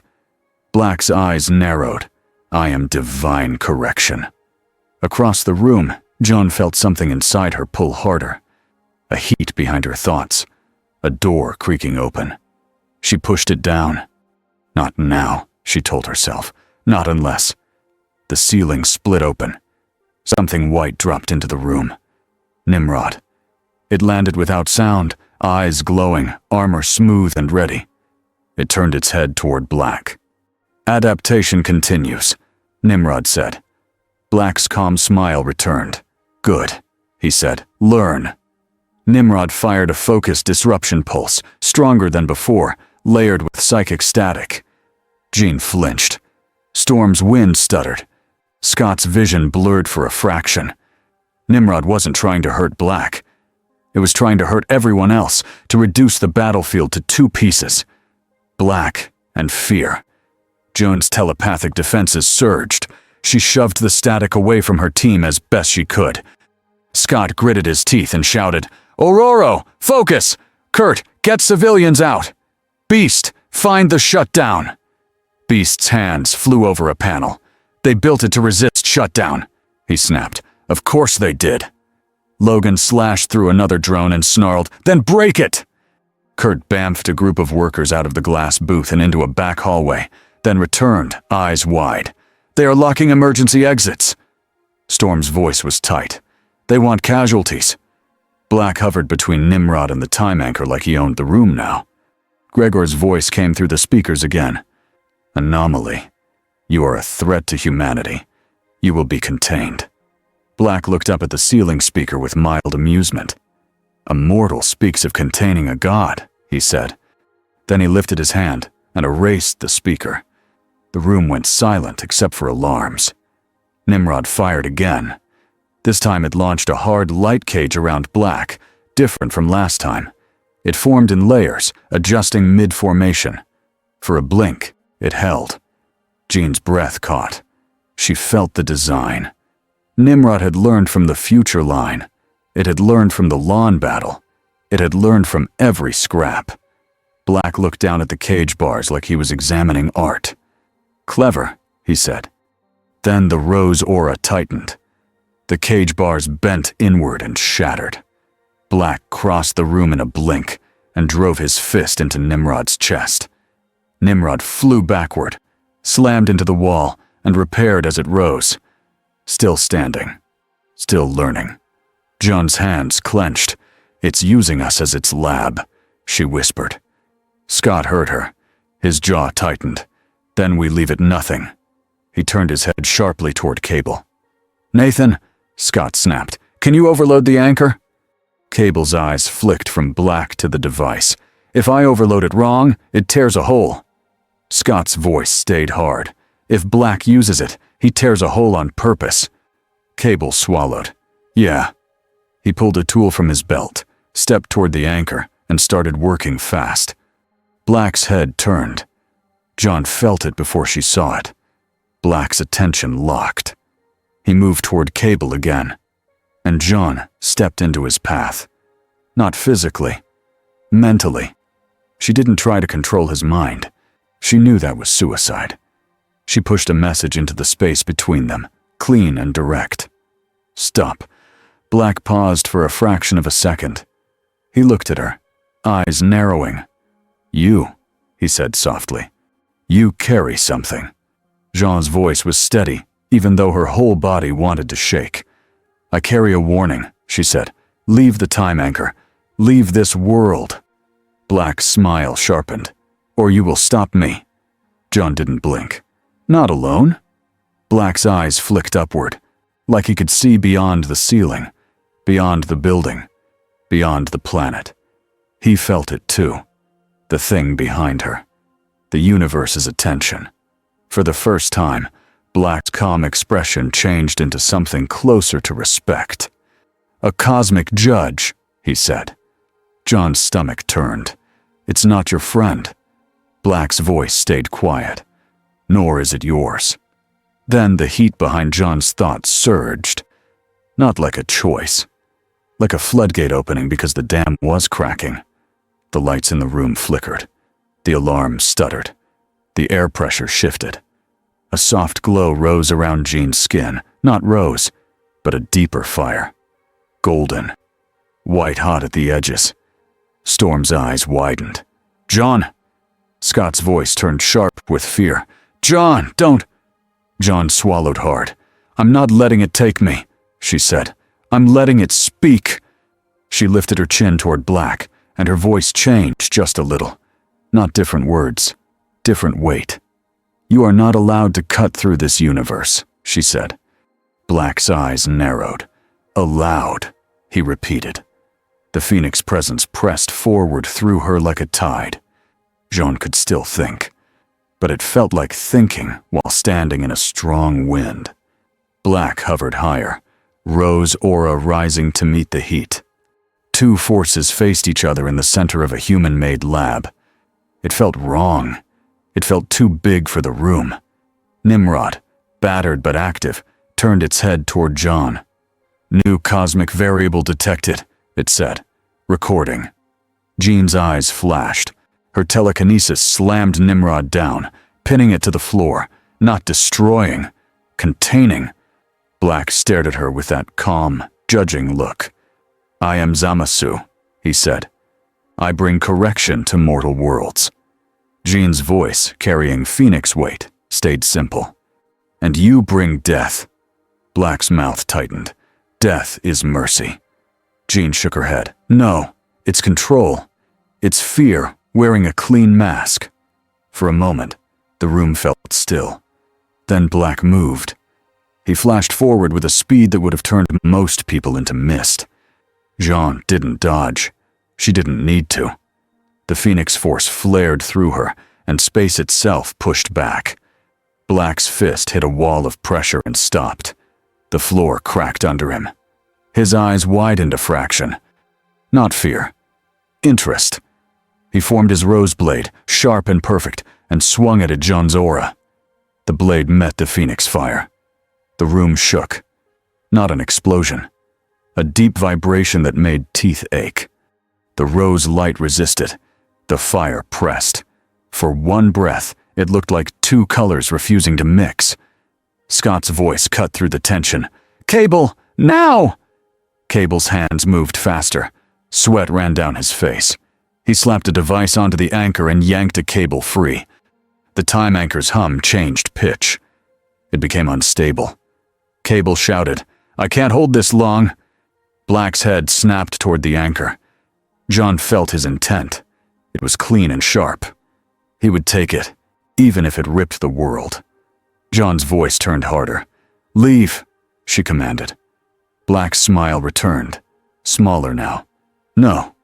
He pulled back from the clash, Rose aura tightening around him like armor. Then he did something different. He didn't attack Jane again. He reached toward the anchor with his hand, Rose energy stretching like a grasping blade. John's eyes narrowed. "No!" She thrust her telekinesis forward and locked the anchor in place, holding it still.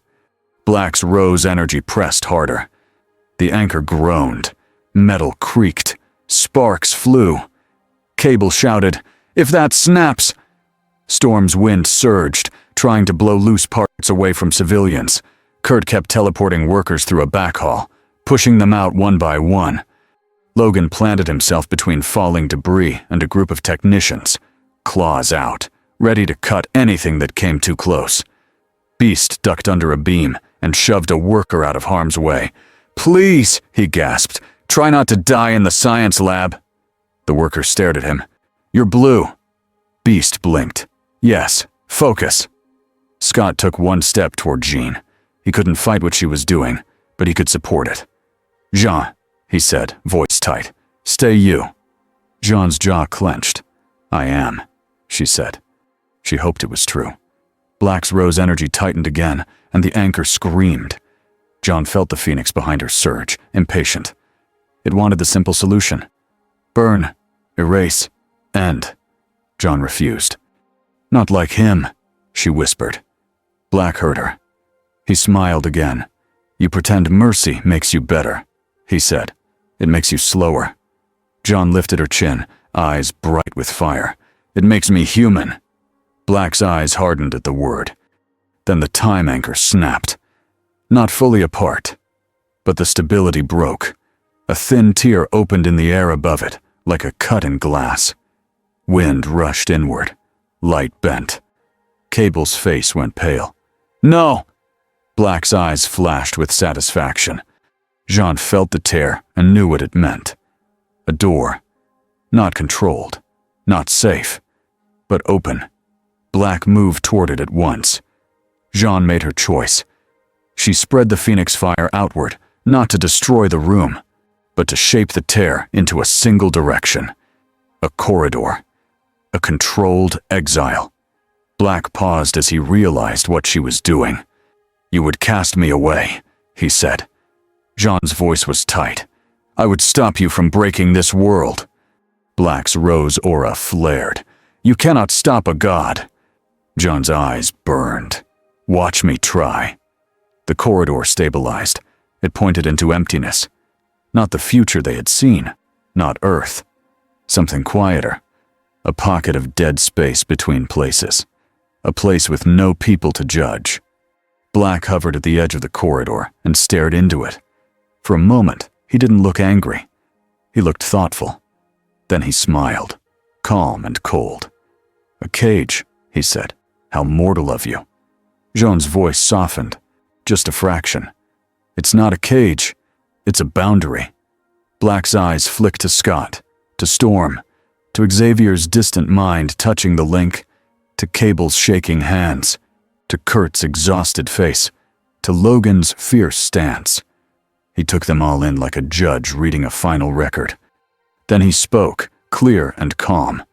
"I will go," he said. John blinked. "You..." Black held up one hand, Not because you command me, because you have shown me something. John's throat went dry. What? Black's eyes narrowed. This universe has defenders with stubborn hearts, he said. It will resist longer than most. His smile sharpened. That will make the cleansing more meaningful. Scott's blood ran cold. John's voice went hard again. Go! Black drifted backward into the corridor, Rose's aura steady. As he crossed the threshold, he turned his head slightly toward Jean. You should not carry that fire, he said softly. It will consume you. John's jaw clenched. And you should not carry that hate. Black's smile returned. Hate is honest. Then he vanished into the corridor. John slammed it shut with a force that shook the whole room. The tear sealed like glass healing. The time anchor fell quiet, broken and useless. John's fire dimmed at once. She staggered, knees bending, breath coming fast. Scott caught her before she hit the floor. John's voice was small, just for him. I'm still me, she whispered. Scott held her steady. Yeah, he said. Stay that way. On the floor, Nimrod's eyes still glowed. It had recorded everything. Dr. Gregor's voice returned through a backup speaker, calm as ice. Data received, she said. Withdraw. The drones began to retreat through vents. The turrets folded back into walls, doors unlocked. Orcus had gotten what it wanted. Again. Logan snarled and ripped the last turret off the wall anyway, just because he could. Storm looked at the technicians huddled by the exit. Get out, she told them, firm and kind. Run, don't look back. Kurt guided them out with quick words and quick hands. Cable stared at the sealed air where the corridor had been. His face looked like stone. That won't hold forever, Cable said. Jean leaned against Scott, breathing hard. I know. Beast swallowed. Then what did we really do? Xavier's voice came through the comm, quiet and heavy. We bought time, he said, and we showed the world we will not surrender it. Logan snorted. Great. Added to the agenda. Storm's eyes stayed on Jean. You did what you had to, she said. Jean nodded once, but her eyes looked distant, because deep down, she could still feel the heat, and she could still feel the Rose presence, far away, not gone, only displaced. Dusk settled over the Xavier Institute like a blanket. The news vans were still outside, but quieter now. The protests had thinned. People got tired, even of fear. Inside, the school moved the way it always tried to move after a disaster, with routine. Students sat in the dining hall and did homework. Teachers checked on them. The younger ones asked the same questions again and again. Will the robots come back? Will the pink man come back? Are we safe? Kurt answered patiently every time. We are here, he would say. We protect you, one day at a time. Scott stood in the hallway outside the training room and watched students run drills. Their movements were sharp and nervous. They kept glancing at the ceiling like something might fall through it again. Storm stepped beside him, arms crossed. They're trying, she said. Scott nodded. They shouldn't have to. Storm's gaze stayed forward. This is our life. Scott's mouth tightened. Yeah. Inside the training room, Logan barked instructions in a voice that sounded mean-eyed, but was actually protective. Keep your hands up. Don't stare at the floor. If you freeze, you lose. A student looked up at him, wide-eyed. Would claws help? Logan stared. Then he shrugged. Claws help me, he said. You get other tools. Use what you got. Beast walked by with a stack of reports and sighed loudly. Do you know how many forms one must fill out to explain that our lawn was destroyed by a cosmic thief wearing another man's body? Beast muttered. Logan smirked. Put act of God. Beast shot him a look. He literally called himself a god. That doesn't help. Logan's smirk widened. Then put act of jerk. Beast groaned, but his shoulders loosened for the first time all day. In Xavier's office, Jean sat across from Charles. She held a mug of tea she hadn't touched. Her hands were steady now, but her eyes still carried the memory of fire. Xavier's voice was gentle. "How do you feel?" Jean exhaled. "Like I stood too close to a sun," she said, then shook her head quickly. "Sorry. Like I stood too close to something too big." Xavier nodded. "You did." John stared at her tea. He said his name was Zamasu. Xavier's gaze sharpened. "Yes." John's voice was quiet. He wasn't lying. Not about what he believes. Xavier's hands folded. Certainty can be more dangerous than anger. John nodded once. "He thinks he's clean." Xavier's eyes softened. "And you?" John swallowed. "I think he's coming back." Xavier didn't deny it. He didn't comfort with false promises. "We will prepare," he said simply. Jane looked up. "And Orcus?" Xavier's voice turned heavier. "They have grown bolder. They will claim today as proof they were right." John's jaw clenched. "We saved lives." Xavier nodded. "We did. And they will still twist it." John leaned back, tired. "So what's the plan?" Xavier's lips twitched faintly. "We continue," he said. "We teach. We defend. We hold hope." John's eyes narrowed slightly. "Even when hope feels like a slow tool?" Xavier met her gaze. "Especially then." Jean sat without a moment. Then she nodded. "Okay." Outside, Cable stood alone near the rebuilt gate, staring at the road. Scott joined him. Cable didn't look over. "He's not gone," Cable said. Scott's voice was quiet. "I know." Cable's hand tapped his wrist device once, a nervous habit. "That corridor was clean," he said, "but it left a mark." Scott frowned. "A mark?" Cable nodded. "Like a scratch in time. The more you do this, the easier it gets to do again. For him. For anyone." Scott's jaw tightened. "So we made a door." Cable's voice was flat. "We closed one door and proved doors exist." Scott stared toward the darkening trees. Cable finally looked at him. "If he finds a better key, he'll come back through somewhere worse." Scott nodded once. "Then we find the key first." Cable snorted softly. "That's the first smart thing I've heard all day." Scott almost smiled. Almost. Above them, the sky was quiet. But Jean could feel the universe still watching. And far away, in a clean room under a factory, Dr. Gregor watched Nimrod's recording in silence. She paused the frame where Jean's fire met the rose blade. Her eyes narrowed. "Now we know," she whispered. In a different hidden place, Mr. Sinister held a small vial and hummed happily. "So much lovely data," he said to no one. "So much lovely conflict." And in the empty pocket between worlds, where there were no people and no cities and no pleading voices, Goku Black hovered alone. He brought his hands together, slow and precise, and let rose light gather. He practiced one clean swing of his scythe through nothing. The cut line hung for a moment. Perfect. Then it vanished. Black smiled in the quiet. "This universe resists," he said softly. "Good." He lifted his head as if he could see the X-Men from here. "Hope will make it hurt more," he added. Then he closed his eyes and kept training.